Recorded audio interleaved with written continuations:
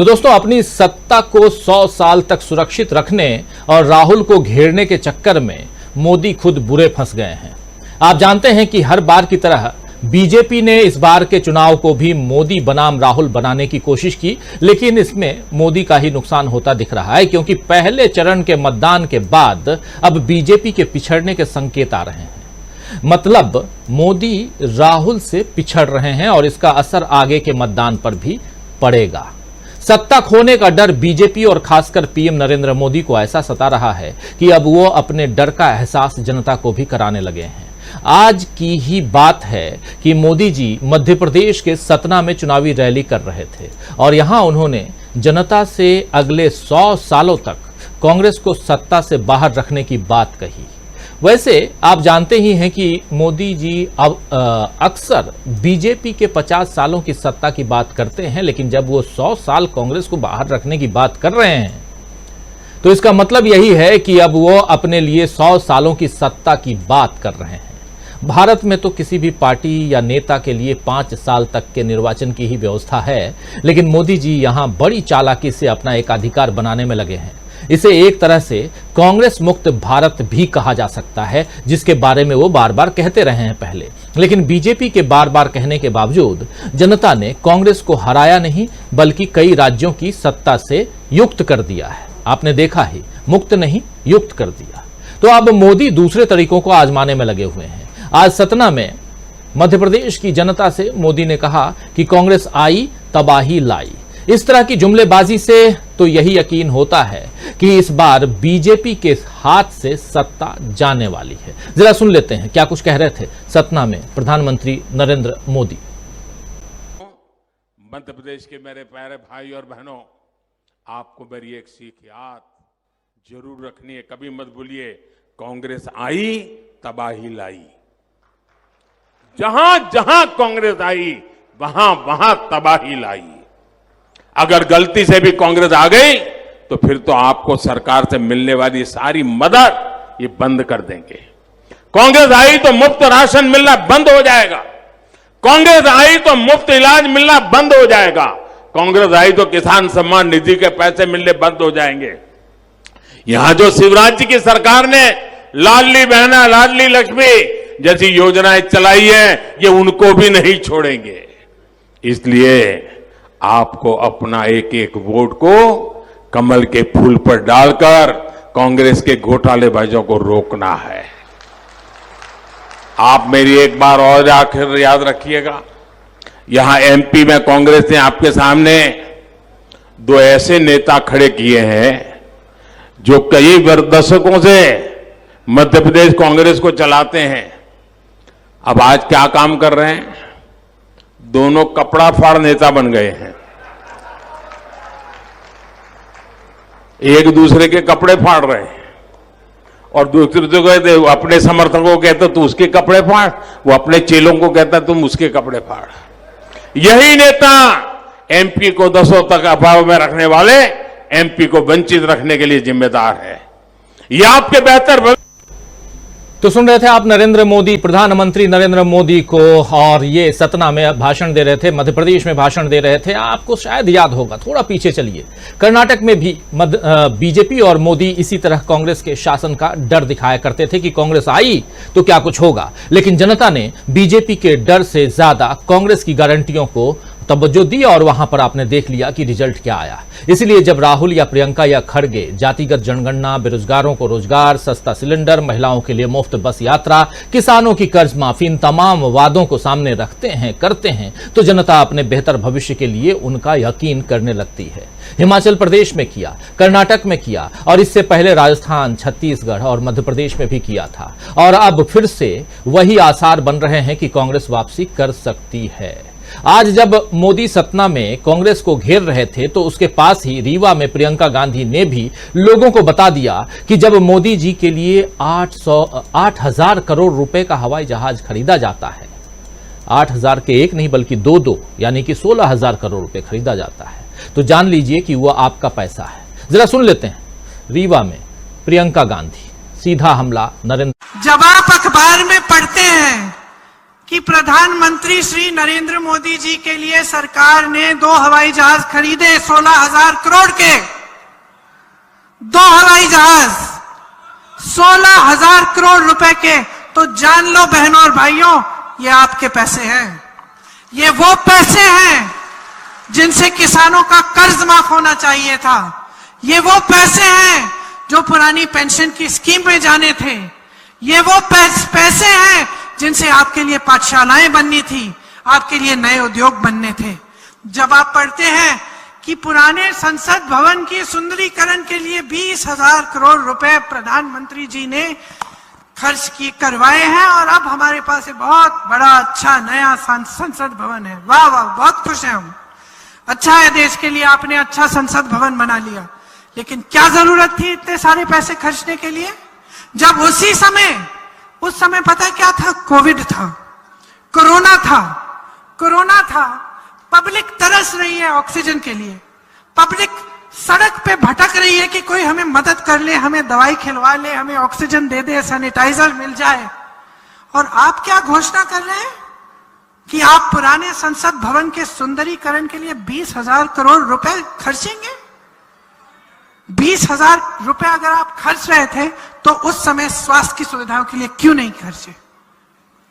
थोड़े दिनों बाद वहां काम शुरू हो गया दिल्ली में, पुरानी इमारतें तोड़ फोड़ दी, नई वाली बन रही थी, सड़कें बड़ी हो रही थी, खूब हम देख रहे थे, धूल उड़ रही थी। कुछ महीनों बाद किसानों ने आंदोलन शुरू किया। किसानों ने आंदोलन इसलिए शुरू किया क्योंकि 3 काले कानून ला रहे थे ये, जिससे किसानों की कमर टूट जाती।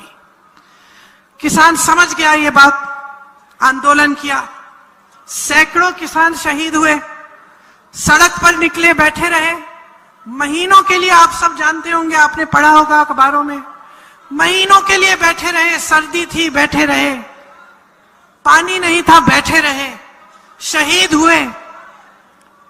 प्रधानमंत्री जी अपने आवास से नहीं निकले उनसे बात करने के लिए। उस समय मैं यूपी में काम करती थी, किसानों का गन्ने का बकाया 15,000 करोड़ रुपए था।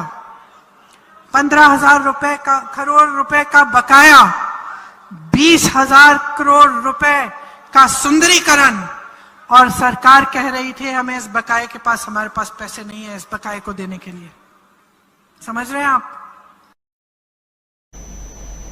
तो सुन रहे थे आप प्रियंका गांधी को यहां सीधा हमला करते हुए, बोलते हुए प्रियंका गांधी नरेंद्र मोदी पर और मोदी सरकार पर कैसे काम करती है मोदी सरकार। 20,000 करोड़ रुपए नए संसद भवन के लिए और दूसरी तरफ 16,000 करोड़ रुपए के दो हवाई जहाज प्रधानमंत्री नरेंद्र मोदी के लिए। ये तमाम बातें यहां कहकर प्रियंका गांधी बता रही हैं कि कैसे जनता के पैसे को सरकार जो है वो अपने फायदे के लिए इस्तेमाल करती है। वैसे प्रियंका आजकल बीजेपी और मोदी पर ऐसे तंज कसती हैं कि बीजेपी के पास कहने के लिए कुछ रह ही नहीं जाता है। कुछ दिनों पहले आपने याद होगा दोस्तों कि प्रियंका ने मोदी जी पर पैथ लैब वाला तंज कसा था, और उसके बाद कल और आज प्रियंका ने कहा कि मोदी कहते हैं कि कांग्रेस ने 70 सालों में कुछ नहीं किया।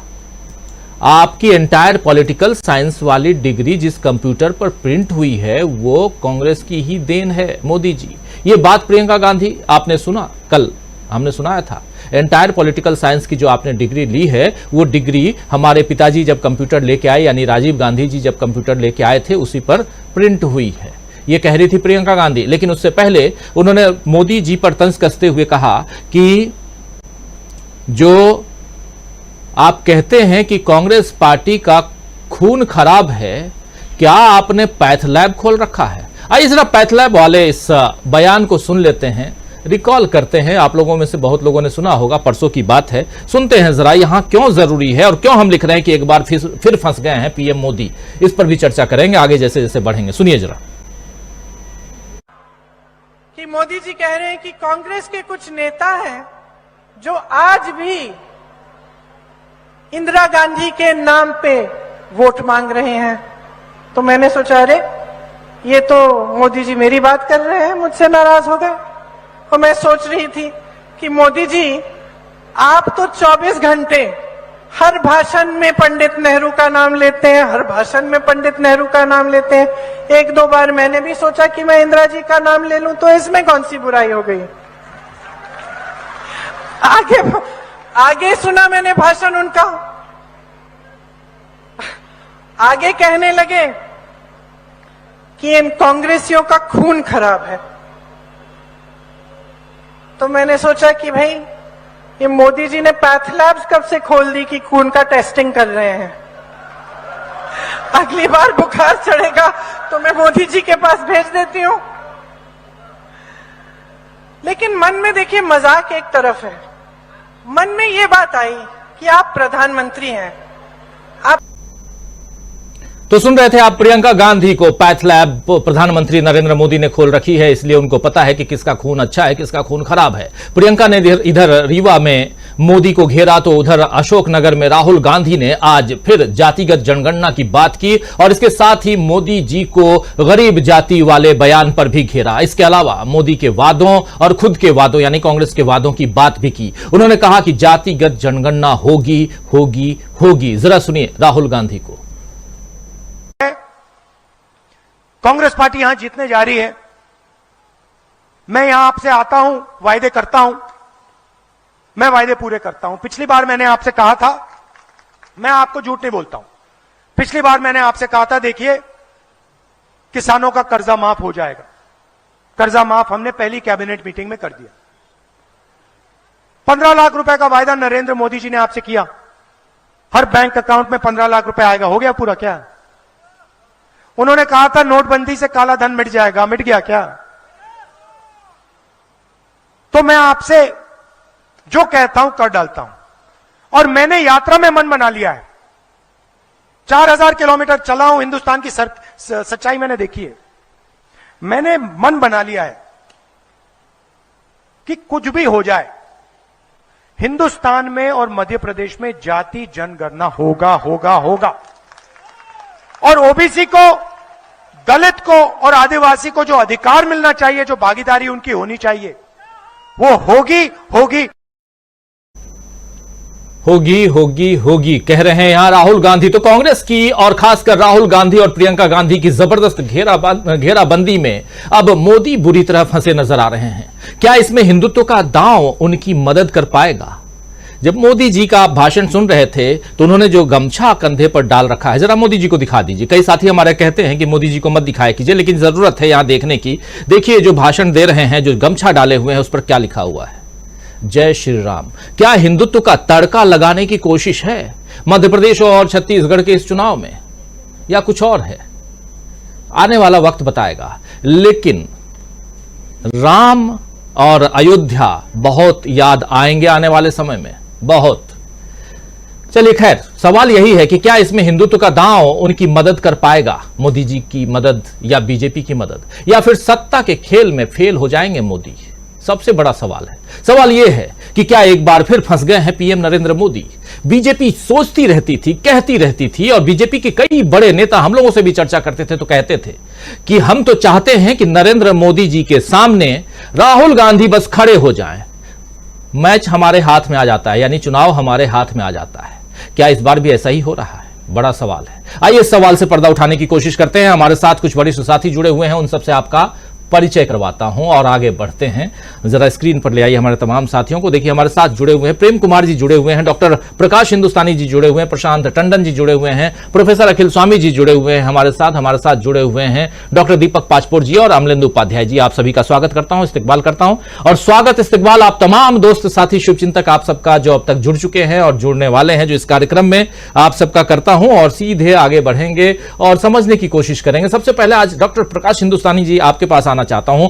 आज गहमा गहमी छत्तीसगढ़ से थोड़ा इधर देख रहा हूं कि मध्य प्रदेश में ज्यादा है, और नरेंद्र मोदी, प्रियंका गांधी, राहुल गांधी सब आज मध्य प्रदेश में, और मध्य प्रदेश में 100 साल मांग रहे हैं नरेंद्र मोदी। क्या लगता है आपको ये संभव है डॉक्टर प्रकाश हिंदुस्तानी जी? क्या कुछ आप देख रहे हैं? प्रियंका गांधी के भाषण को भी आप सुन रहे थे और राहुल गांधी भी जो बात कह रहे हैं उसको भी आप सुन रहे हैं, और साथ साथ वो कह रहे हैं कि जब भारत जोड़ो यात्रा में मैं था उसी समय मैंने मन बना लिया था कि क्या कुछ करना है, क्या कुछ आगे बढ़ना, कैसे आगे बढ़ना है। क्या कुछ अब वहां की जनता कह रही है? क्योंकि जो पब्लिक है वही तो बनाएगी सरकार। नेता तो वोट मांगने जाते हैं, हाथ फैलाते हैं, झोली में भर दो कुछ। जी राजीव जी, राजीव जी, मध्य प्रदेश में बीजेपी को जब अपने नैया डोलती हुई लगी तो नरेंद्र मोदी बार बार मध्य प्रदेश के दौरे कर रहे। एक हफ्ते में 3 बार देश के प्रधानमंत्री, इतनी बार देश के प्रधानमंत्री कभी मध्य प्रदेश में नहीं आए। दरअसल चुनाव में जो पेच फंसे हैं, एक तो लोगों में विरोध है बीजेपी की को लेकर, एंटी इनकम्बेंसी जिसे कहा जाता है वो है। दूसरी बात है कि सरकार के झूठे वादे हैं। एक एक दिन में जब 14,000 शिलान्यास और उद्घाटन होंगे तो कितने सच होंगे, ये फंसी हुई है फांस। तीसरी बात यह है कि लोग बीजेपी के नारों से काफी कुछ समझ चुके हैं और चुनाव में आकर 5 साल मांगने की परंपरा तो हमने बरसों से देखी है, लेकिन 100 साल ये मोदी जी कर सकते हैं कि 100 साल में भारत वहां होगा, 100 साल हमें दे दीजिए, 1000 साल में भारत वहां होगा, 2047 में हम यहां पहुंच जाएंगे। ये सब बातें क्यों हो रही हैं? दरअसल पिछले जो भी सर्वे हुए विभिन्न विधानसभा चुनाव के, उन सर्वे में बीजेपी पीछे जाते हुए लग रही है। अब प्रधानमंत्री नरेंद्र मोदी को लगता है कि किसी भी तरह बीजेपी को बचाने की कोशिश की जाए, इसीलिए बीजेपी फायर फाइटिंग मोड में आ चुकी है। पूरे मध्य प्रदेश में फायर फाइटिंग चल रही है। जिन उमा भारती को बीजेपी ने कोई तवज्जो नहीं दी थी, जो उमा भारती नाराज होकर जा रही थी हिमालय, वो वापस आ गई हैं, वो प्रचार के लिए तैयार हो गई हैं। केंद्रीय मंत्री मध्य प्रदेश में डेरा डाले हैं, प्रधानमंत्री डेरा डाले हुए हैं और सारी बातें वो हो रही कि जो जो बातें मोदी जी ने कही थी वो कितनी पूरी हुई लोगों को याद है। जो बड़े बड़े दिग्गज फंसे हैं चुनाव में, उन सब ये सब कहीं ना कहीं पानी मांग रहे हैं। मैं पिछले दिनों कई इलाकों में घूमने के लिए गया था, मैंने देखा कि चुनाव का माहौल क्या है। तो प्रहलाद पटेल जैसे नेता के बारे में जो हमने नरसिंहपुर में लोगों से बात की तो लोगों ने कहा वो बहुत बड़े नेता है, वो हमारे क्या कर लेंगे, वो बड़े नेता है तो दिल्ली में रहें, यहाँ क्यों आते हैं, हमारे इलाके में क्यों आते हैं।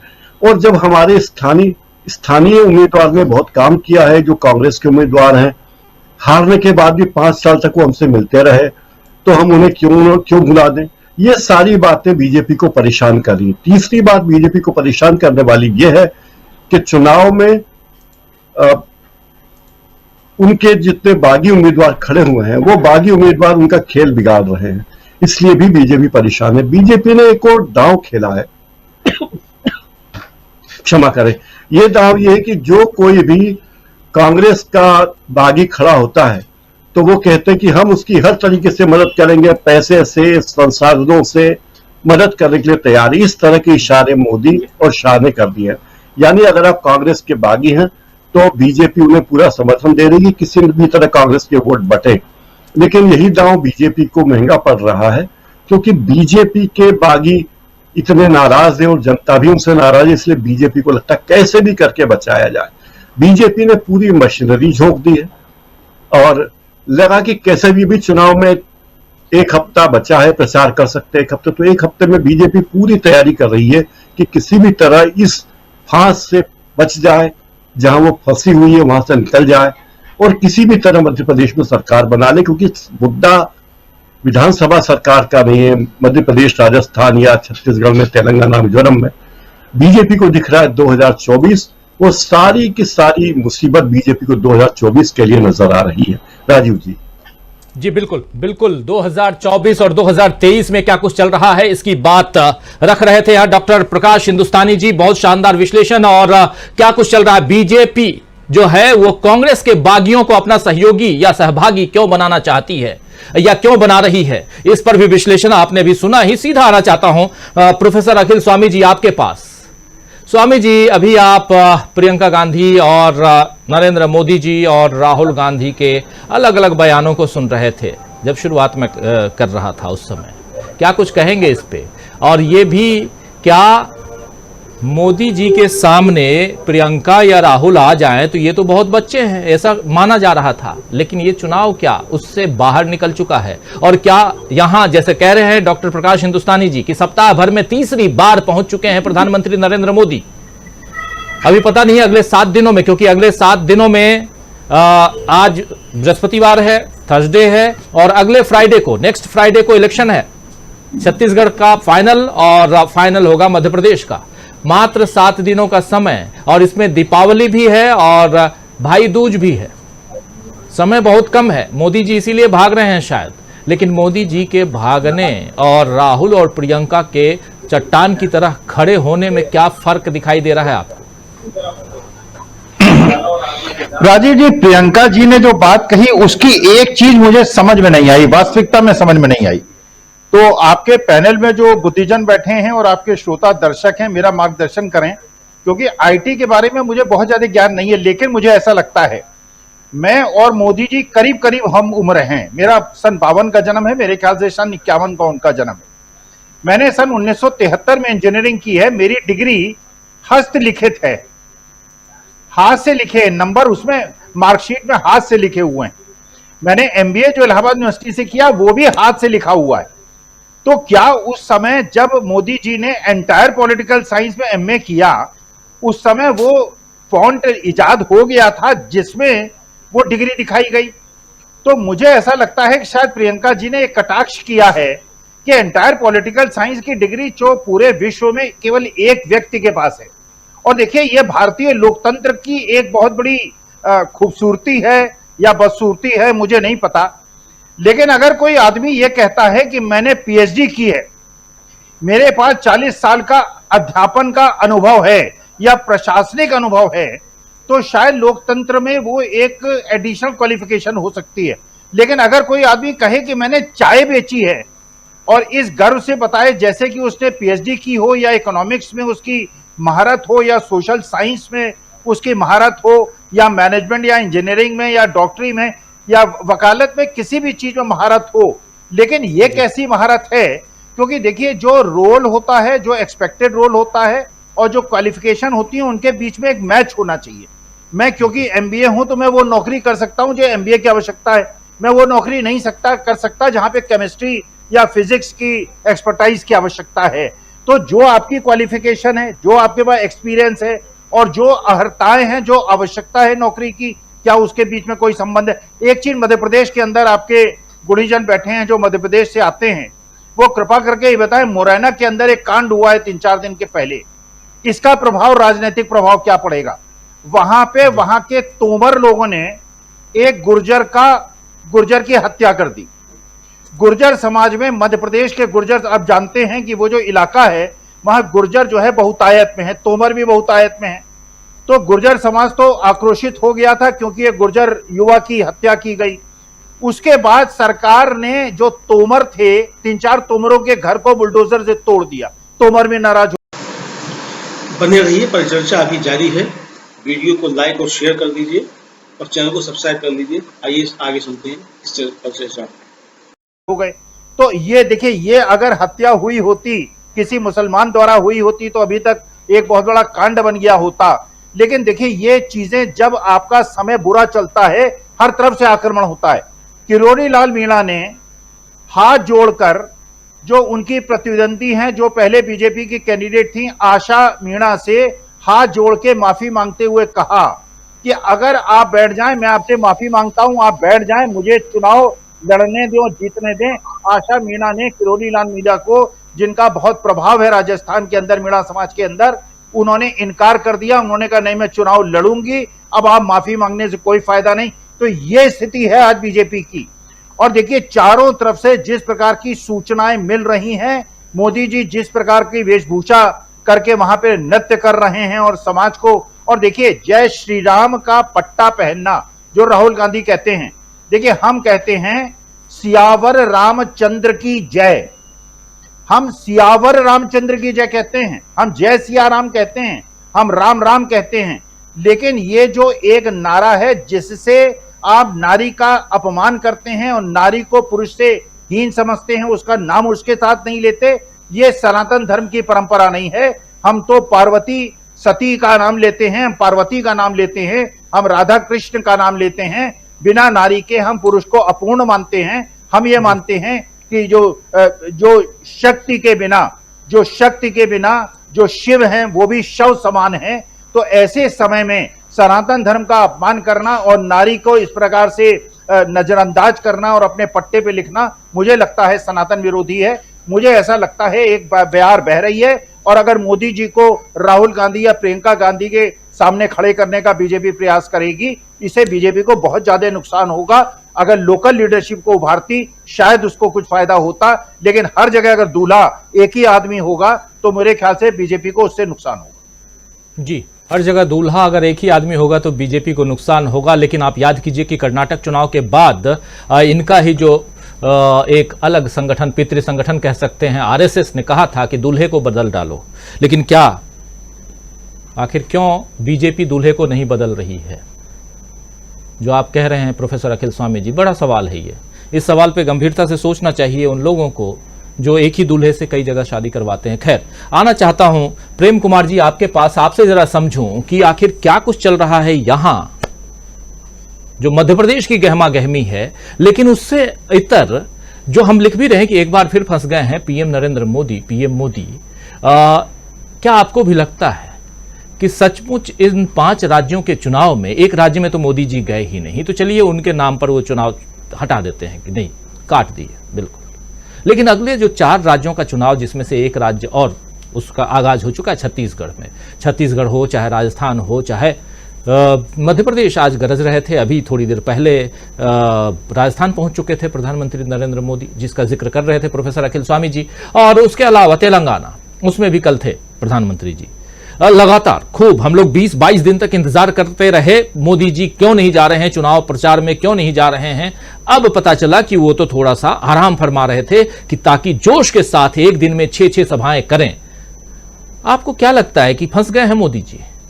क्या मोदी जी के नाम पर बीजेपी चुनाव लड़के, इन 5 राज्यों के चुनाव लड़के 2024 के लिए खुद के लिए एक मुसीबत या कहें तो कठिन रास्ता, मुश्किल रास्ता तैयार कर रही है?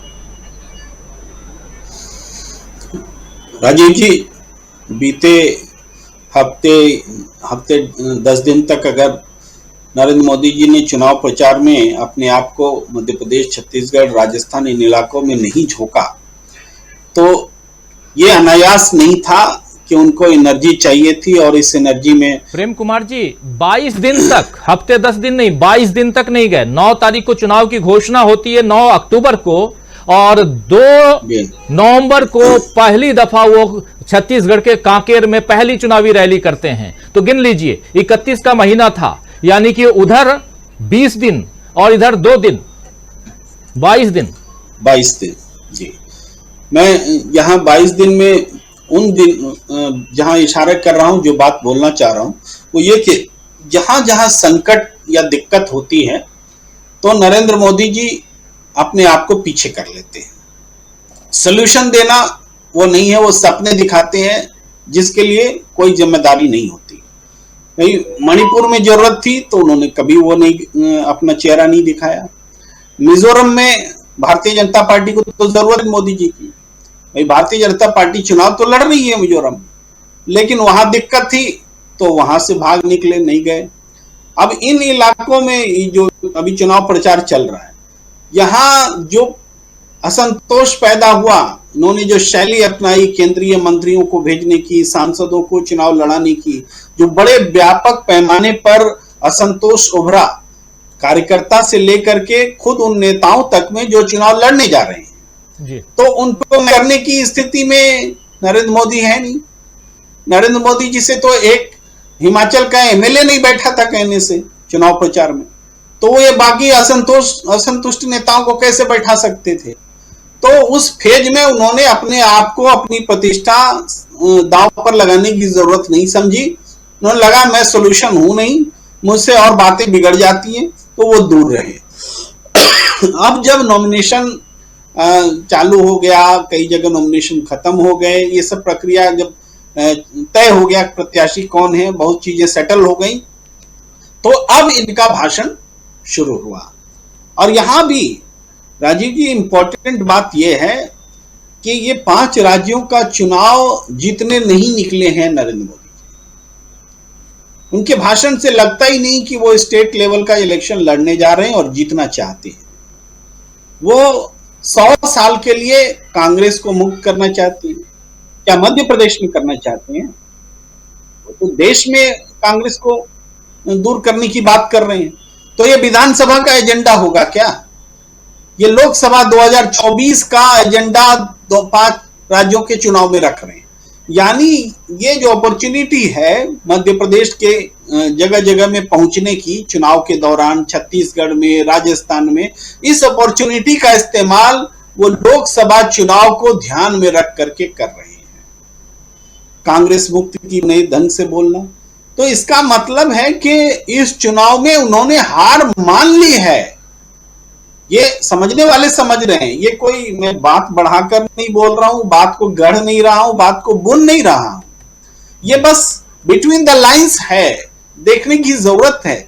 आखिर क्यों नहीं नरेंद्र मोदी जी को स्थानीय मुद्दों पर बात करने की जरूरत महसूस होती? क्यों नहीं अपने स्थानीय लीडरशिप की क्वालिटी को बताने की जरूरत होती? अपनी सरकार की उपलब्धियां बताने की जरूरत होती है?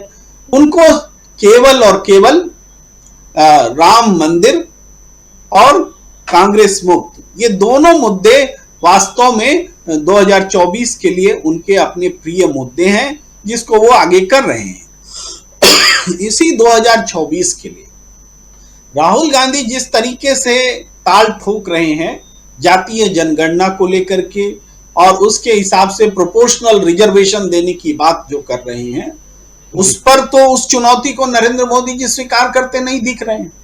यानी एक तरह से 2024 की लड़ाई में भी वो अभी सरेंडर दिख रहे हैं। 2024 की लड़ाई तो जातीय जनगणना पर होगी, 2024 की लड़ाई रिजर्वेशन पर होगी, उस पर खामोश रह करके एक तरह से ये सुरक्षात्मक जो है तरीका नरेंद्र मोदी जी ने दिखलाया है, ये कोई आक्रामक तरीका नहीं है।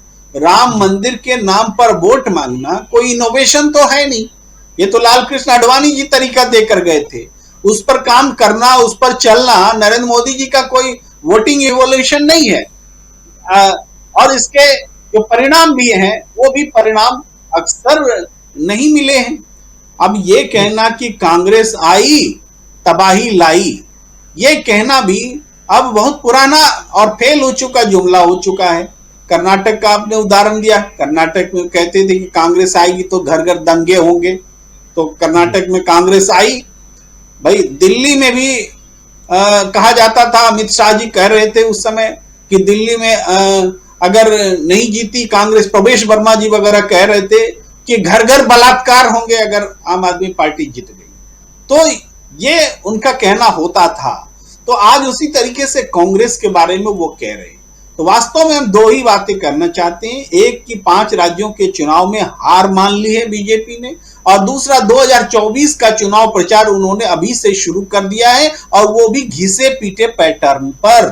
जी जी जी, फिर से कमंडल को सामने लाने की कोशिश, गले में गमछा, जय श्री राम लिखा हुआ, और अभी से आप देख रहे हैं अयोध्या की तैयारी। क्या यह लड़ाई कमंडल बनाम मंडल फिर से होने जा रही है? एक बड़ा सवाल है। फिर से कमबैक की तरफ, मतलब कमंडल और मंडल आयोग की बात आपने सुनी होगी, और अब फिर से एक जाति आधारित जनगणना, ओबीसी की गिनती, इसके बारे में राहुल गांधी लगातार अपनी बात रख रहे हैं, कह रहे हैं। चलिए, वो आने वाले वक्त में हम इस पर भी चर्चा करेंगे। लेकिन सबसे बड़ी बात कि मोदी जी के सामने अगर राहुल गांधी आ जाएं तो बीजेपी चुनाव जीत जाती थी, लेकिन क्या अब उन्हीं राहुल गांधी से बीजेपी को डर लगने लगा है? लेकिन राहुल गांधी थोड़ी देर पहले रोड शो कर रहे थे जबलपुर में, और रोड शो के बाद उन्होंने मीडिया से बात की। मीडिया से बात करके उन्होंने फिर से मोदी सरकार को घेरा है, मोदी जी को घेरा है। चुनाव, आप बिल्कुल सही कह रहे हैं प्रेम कुमार जी, लग ही नहीं रहा कि लोकल चुनाव है। लोकल मुद्दों को कांग्रेस पार्टी बहुत ईमानदारी के साथ, मजबूती के साथ, पूरे आत्मविश्वास के साथ वहां उठा रही है जनता के बीच। लेकिन मोदी जी 100 साल की बात कर रहे हैं। राहुल गांधी क्या कुछ कह रहे हैं जरा सुन लेते हैं, और सीधा आना चाहता हूं फिर प्रशांत टंडन जी के पास इन्हीं चीजों के साथ, क्योंकि ईडी, सीबीआई, आईटी, इन तमाम मुद्दों को फिर से, इन तमाम एजेंसियों को एक्टिव कर दिया गया है। सुनिए राहुल गांधी को। अब मध्य प्रदेश में क्या हो रहा है मैं आपको बताता हूं। बलात्कार का कैपिटल है। यस, 11 साल की बच्ची का बलात्कार होता है, रेप होता है यहां पे। कहां पे? उज्जैन में। पूरा देश जानता है। बेरोजगारी का कैपिटल, बलात्कार का कैपिटल। अच्छा, आपने वो वीडियो देखा, वो मंत्री का बेटा जो है, क्या नाम है उसका, तोमर वाला वीडियो देखा आपने? देखा? अच्छा, एक बात बताओ, तोमर जी का वायरल वीडियो आपने देखा? बेटे का वीडियो देखा? मैंने भी देखा। वो वहां पे कभी 15 करोड़ की बात हो रही है, कभी 100 करोड़ की बात हो रही है, कभी 25 करोड़ की बात हो रही है, कभी यहां पैसा ट्रांसफर करो, वहां पैसा ट्रांसफर करो, इधर पैसा ट्रांसफर करो। देखा ना आप सबने? मोदी जी ने इसके बारे में कुछ बोला? क्यों? मोदी जी ने इंक्वायरी कराई? मोदी जी ने सीबीआई भेजी, ईडी भेजी, इनकम टैक्स डिपार्टमेंट भेजा? क्यों नहीं? तो चाहे वो व्यापम हो, चाहे वो ये क्या नाम है लड़के का, तोमर हो, कोई भी स्कैम हो मध्य प्रदेश में, कोई भी भ्रष्टाचार हो, नरेंद्र मोदी जी कुछ शब्द नहीं, एक शब्द नहीं बोलेंगे, एक शब्द नहीं निकलेगा। मोदी जी एक काम कीजिए, CBI, ED, income tax department को वो वीडियो दिखा दीजिए ना तोमर जी का। पता नहीं शायद उन्होंने देखा नहीं है, बाकी हिंदुस्तान को दिख गया। सीबीआई, ईडी, इनकम टैक्स को नहीं दिखा। तो प्रशांत टंडन जी देख रहे थे आप, जबरदस्त भीड़, और राहुल गांधी की यहां सभा के बाद वो रोड शो कर रहे थे जबलपुर में। रोड शो के बाद उन्होंने मीडिया को और वहां की जनता को संबोधित किया, और संबोधन में उन्होंने जो बातें रखी हैं, तोमर, नरेंद्र सिंह तोमर जो कृषि मंत्री और कद्दावर नेता हैं, वो चुनावी मैदान में हैं। उनका बेटा देवेंद्र सिंह तोमर, उनका एक वीडियो वायरल हुआ है, उस वीडियो का जिक्र भी कर रहे हैं। उसके अलावा तमाम बातें, भोपाल की जो राजधानी है उसको लेकर जो बातें यहां कह रहे हैं, बेरोजगारी, भ्रष्टाचार और बलात्कार की बात, और उस राजधानी में और उस मध्य प्रदेश में जो कुछ चल रहा है पिछले दिनों, लगातार हमलावर रहे हैं राहुल गांधी। जरा आपसे समझना चाहता हूं कि एक तरफ देखिए दोनों भाषणों को, और कमजोरी और मजबूती, इसका आकलन करना बहुत जरूरी है, क्योंकि अभी तक कहा जाता था कि जिस यूनिवर्सिटी से प्रधानमंत्री Narendra Modi entire political science की डिग्री लेकर निकल चुके हैं और राजीव गांधी के कंप्यूटर पर उस डिग्री को छापकर जनता के बीच रख चुके हैं, उसी यूनिवर्सिटी में अब राहुल गांधी पढ़ाई कर रहे हैं, यानी कि पॉलिटिक्स सीख रहे हैं।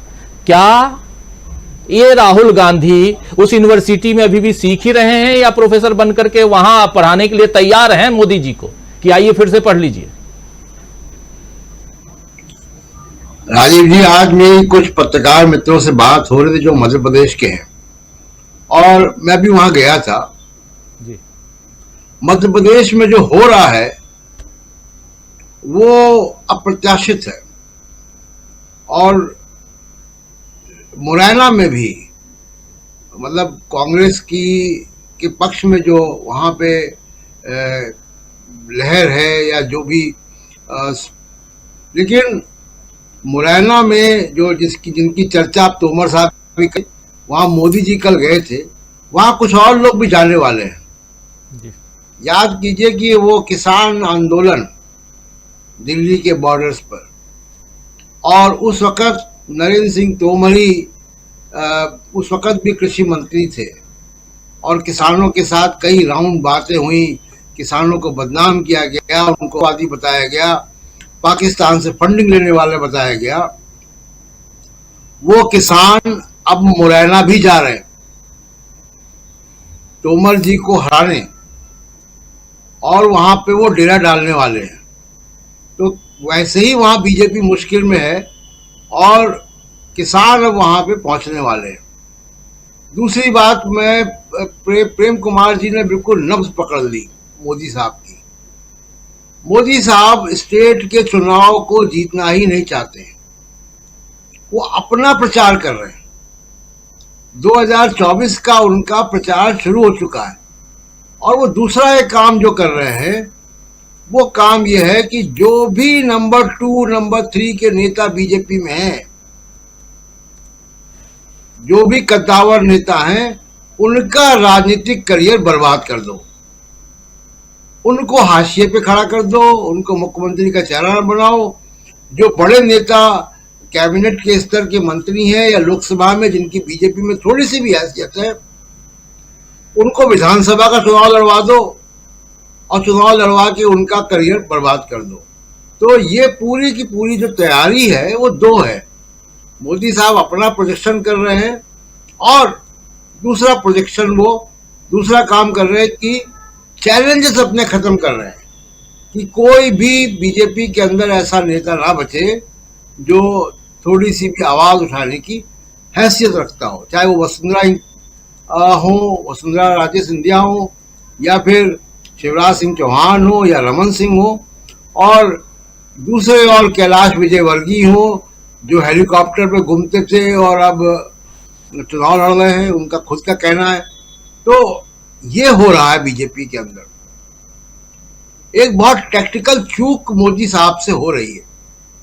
टेक्निकल चूक ये है कि कल बिहार की विधानसभा ने 65% रिजर्वेशन का रास्ता साफ कर दिया। कई राज्य जो हैं वो जातिवार जनगणना की बात कर चुके हैं, सर्वे की बात कर चुके हैं। कर्नाटक में ऑलरेडी हो चुका है, उसका डेटा रिलीज होना है। छत्तीसगढ़ में चुनाव के बाद होगा, झारखंड में होगा, उनके मुख्यमंत्री कह चुके हैं, वहां डिमांड है। और अब मध्य प्रदेश के लिए राहुल गांधी ने आज घोषणा कर दी। तो ये मोदी साहब इसमें एंट्री नहीं ले पा रहे हैं। और जो बड़ी टेक्निकल चूक हो रही है उनसे वो ये है कि वो अमित शाह और नरेंद्र मोदी दोनों ने जातिवार जनगणना और बिहार के जातिवार सर्वे का जमकर विरोध किया है। आप 85% जनता, 85% भारत की आबादी जिस दायरे में आती है उसके हितों के लिए अगर कोई काम हो रहा है और गिनती हो रही है और उसके आरक्षण का अनुपात तय करने की बात हो रही है, उसका अगर आप विरोध कर रहे हैं तो ये राजनीतिक सूझबूझ नहीं है। मुझे लगता है कि इनका और ये कीमत चुकाने को भी तैयार है, क्योंकि जो आरएसएस की और बीजेपी की राजनीति है वो उस 85% को एम्पावर करने की, उनको न्याय देने की, इंसाफ देने की नहीं है। और बिहार की जातिवार जनगणना ने और तमाम सारे पर्दे उठा दिए जिसकी चर्चा हम लोग आगे भी करते रहेंगे। तीसरी एक बात जो इम्पोर्टेंट है राजीव जी, कि अभी मोदी साहब का आपने एक बाइट सुनाया, कह रहे हैं कि दिग्विजय सिंह और कमलनाथ एक दूसरे कपड़े फाड़ रहे। भाई मोदी जी के मंच पे, जिस मंच से मोदी जी ये बोल रहे थे, क्या वहां शिवराज सिंह चौहान थे? क्या वहां कैलाश विजयवर्गीय थे? कौन किसके कपड़े फाड़ रहा है? राहुल गांधी जब भी भाषण देते हैं तो मध्य प्रदेश में, तो कमलनाथ और दिग्विजय सिंह दोनों होते हैं। कौन किसके कपड़े फाड़ रहा है जनता देख रही है और बहुत इत्मीनान से देख रही है। तीसरी एक जो महत्वपूर्ण बात है वो महुआ मोइत्रा की मैं कहना चाहता हूं कि देखिए, अडानी पर बोलने का खामियाजा राहुल गांधी ने भुगता, उनकी सदस्यता गई। और राहुल गांधी अभी कुछ दिन पहले ही कह चुके हैं कि देश में नंबर 1 व्यक्ति गौतम अडानी है, नंबर 2 नरेंद्र मोदी है। अब वो फिर साबित हो रहा है कि महुआ मोइत्रा को लोकसभा से निकालने की, उनको निष्कासित करने की पूरी तैयारी हो चुकी है। और जो एथिक्स कमेटी उस पर संज्ञान ले रही थी, उन्होंने सिफारिश कर दी है इनकी बर्खास्तगी की। और ये मैं मानता हूं कि औपचारिकता मात्र है, क्योंकि अडानी को अगर नाखुश किया है तो महुआ मोइत्रा संसद में रह नहीं पाएंगी, क्योंकि वो नंबर 1 व्यक्ति है राहुल गांधी के मुताबिक, और जो सही भी साबित हो रहा है जी। तो कुल मिलाकर ये है कि मोदी साहब एक तो टेक्निकल मिस्टेक कर रहे हैं, दूसरा कि वो लोकसभा की तैयारी कर रहे हैं, उनको विधानसभा के हार जीत से कोई मतलब नहीं है।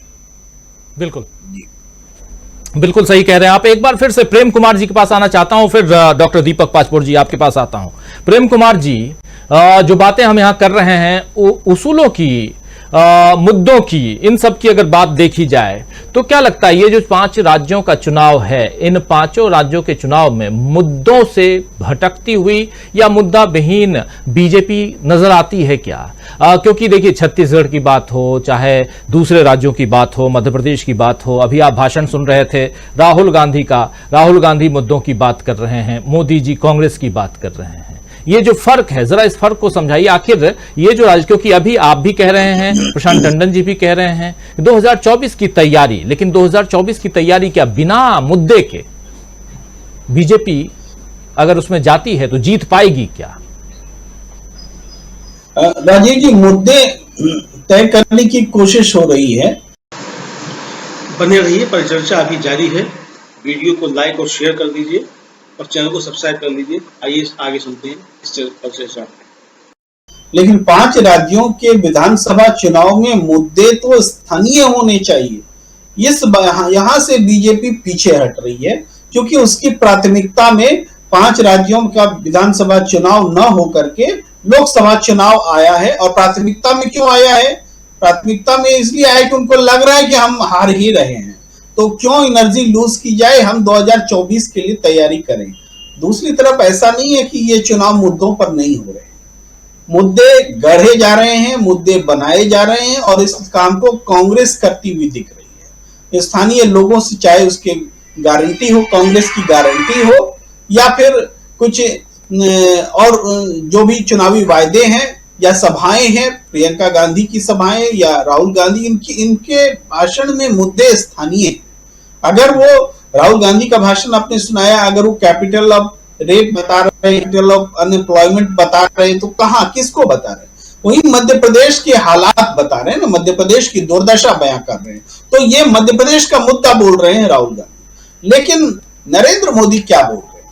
नरेंद्र मोदी तो सीधे राम मंदिर की बात कर रहे हैं या फिर कांग्रेस मुक्त शासन की बात कर रहे हैं। इसी में नरेंद्र मोदी जी उलझे हुए हैं। तो ये उलझना हम इसलिए बोल रहे हैं 5 राज्यों के चुनाव के संदर्भ में, वरना 2024 के लिए तो वो अभी काम कर रहे हैं। और दूसरी बात है कि बहुत महत्वपूर्ण बात है कि उनके साथ जो प्रशांत की स्थानीय लीडरशिप नहीं है नरेंद्र मोदी जी के साथ में मंच पर, तो आप स्थानीयता का जो बोध कराना होता है सेंट्रल लीडरशिप को, इवन स्टेट का भी लीडर अगर किसी जिले में जाता है तो जिला के नेता को अपने साथ रखता है ताकि जिले से अपने कनेक्शंस को स्थापित कर सके, संवाद को मजबूत कर सके।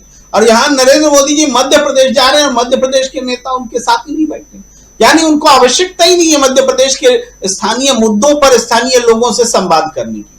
वो तो देश की जनता, जिसमें मध्य प्रदेश भी है, जिसमें राजस्थान भी है, उससे वो संवाद करते दिख रहे हैं।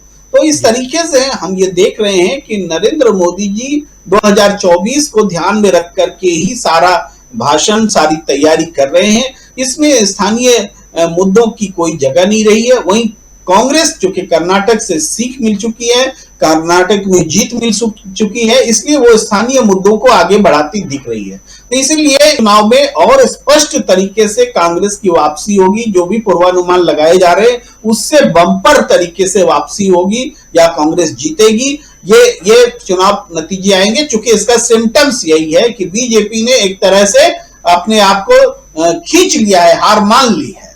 जी जी जी, बहुत बहुत शुक्रिया प्रेम कुमार जी। और हमारे साथ जुड़ गए हैं हमारे एग्जीक्यूटिव एडिटर जयशंकर गुप्त जी। जयशंकर जी, आपका स्वागत करता हूं और सीधा आना चाहता हूं जरा डॉक्टर दीपक पाचपोर जी के पास। दीपक जी, आज एक विज्ञापन कांग्रेस का देख रहा था छत्तीसगढ़ से, चूंकि आप जुड़े हुए, माफ करें, बीजेपी का एक विज्ञापन देख रहा था और उस विज्ञापन में बीजेपी ने महिलाओं से के लिए एक फॉर्म भी उसमें दिया है कि आप भर करके और इसको जमा कीजिए आने वाले वक्त में, यानी कुछ गारंटी को आगे बढ़ाते हुए। वो विज्ञापन क्या है जरा आपसे समझूंगा और मैं चाहूंगा कि हमारी टीम अगर उस विज्ञापन को स्क्रीन पर ले आए, जब उसके बारे में चर्चा करेंगे तो बहुत जरूरी है ये विज्ञापन दिखाना भी और उस पर चर्चा करना भी। दूसरी बात आपसे समझना चाहता हूं कि चूंकि आप छत्तीसगढ़ में हैं, बगल में मध्य प्रदेश है, क्या कुछ जो उसूलों, उम्मीदों और मुद्दों की बात हो रही है, इन मुद्दों में अगर अगर पिछड़ती हुई बीजेपी दिखाई देती है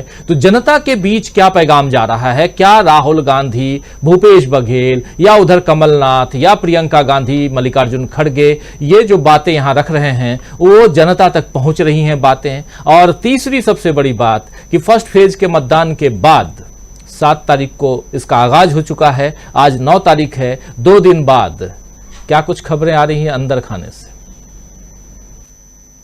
राजू जी देखिए, मैं जो छत्तीसगढ़ का विज्ञापन बता दूं कि कुछ दिन पहले भारतीय जनता पार्टी ने घोषणा पत्र जारी किया था, उसमें स्कीम उन्होंने कि अगर सरकार बनती है तो हर विवाहित महिला को छत्तीसगढ़ की 1,000 रुपए जो है वो सरकार की ओर से दिए जाएंगे। अब देखिए पहला फेज निकल गया, अब 17 तारीख के पहले आज ये विज्ञापन जो छपा है, ये जो भी शायद स्क्रीन पर आए, तो इसमें यह कहा गया है कि जिसको इसका लाभ लेना है, मतलब ये हाइपोथेटिकल भी है और प्रिज्यूम करने वाला है कि अगर भारतीय जनता पार्टी की सरकार छत्तीसगढ़ में बनती है तो हर विवाहित महिला को 1,000 रुपए का जो है वो मासिक जो है उनको मदद दी जाएगी, मदद राशि दी जाएगी। इसका फॉर्म भी उसमें डाला गया है और कहा गया है कि फॉर्म को भरिए और नजदीक के भारतीय जनता पार्टी के कार्यालय में उसको जमा कर दीजिए।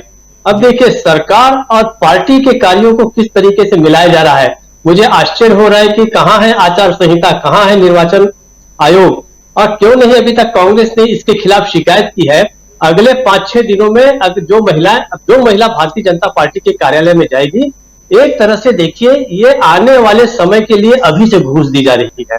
मिलेगा अभी कुछ भी नहीं भारतीय जो महंगी, मतलब वो तो ऐसा कि अगर सरकार बन गई तो जी क्या आवाज आ रही है? नहीं, आवाज टूट रही है, कट रही है थोड़ा सा, लेकिन चलिए कोई बात नहीं, कोशिश करते हैं। जी तो ये बड़ा अजीब सा विज्ञापन छपा है और अभी तक तो इसके बारे में कहीं कोई शिकायत नहीं गई है, हो सकता है लोगों के ध्यान में आए।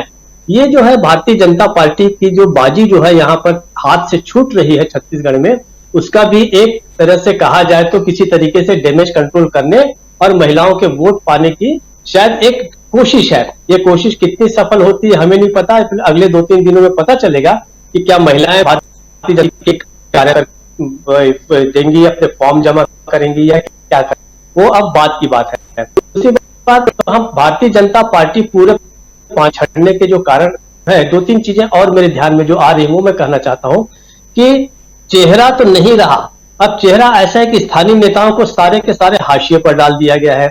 मोदी जी अपना वही चेहरा सामने ला रहे हैं जो पहले से बिल्कुल एक तरह से राजनीतिक रूप से शत विशत चेहरा हो चुका है, थका हुआ चेहरा है, पराजित चेहरा है, पिछले 2 कर्नाटक और हिमाचल प्रदेश से हार कर आया हुआ चेहरा है, यहां तक कि कोसी उपचुनाव का भी हारा हुआ चेहरा है। वहां पर आप इस चेहरे को लॉन्च करेंगे तो आपके हाथ में क्या आएगा हम नहीं कह सकते।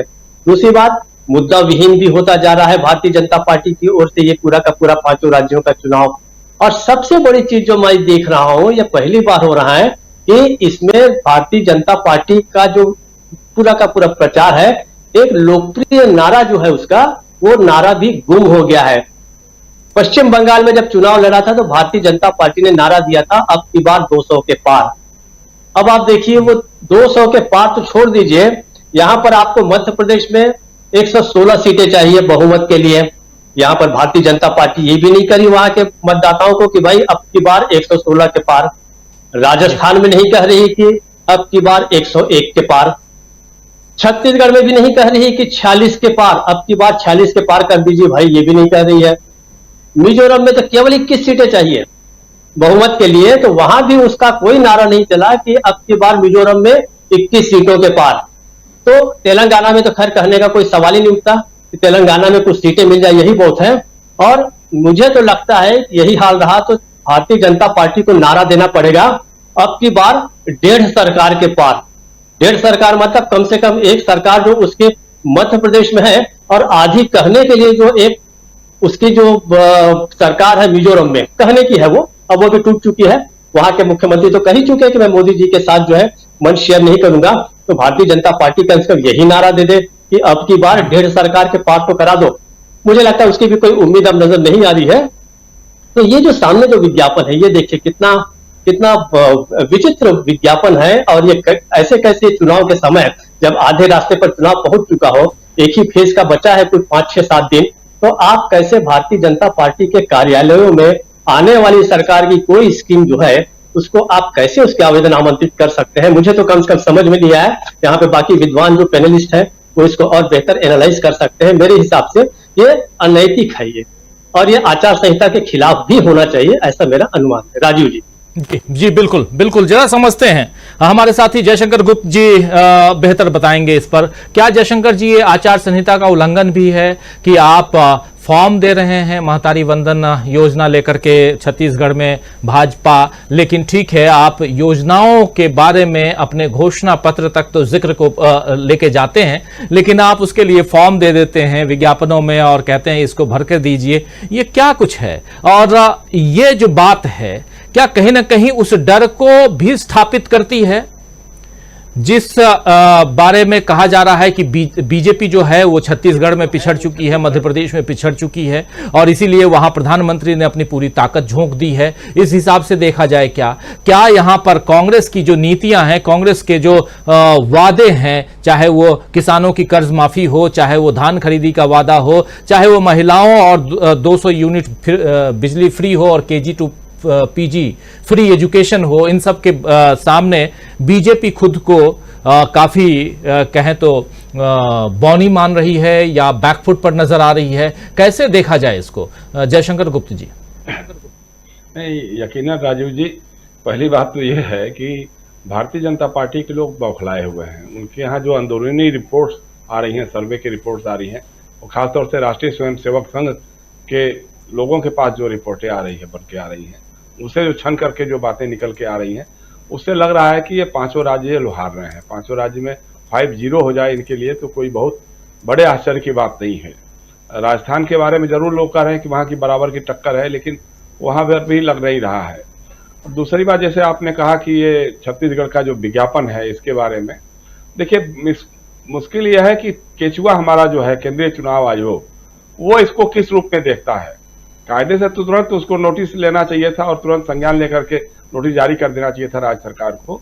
लेकिन यहाँ तो जब केंद्र सरकार ने, आपने देखा होगा अभी कैबिनेट ने फैसला कर लिया कि साहब 5 साल तक जो है 5 किलो मुफ्त अनाज देंगे लोगों को, 80 करोड़ लोगों को 5 किलो मुफ्त अनाज देंगे।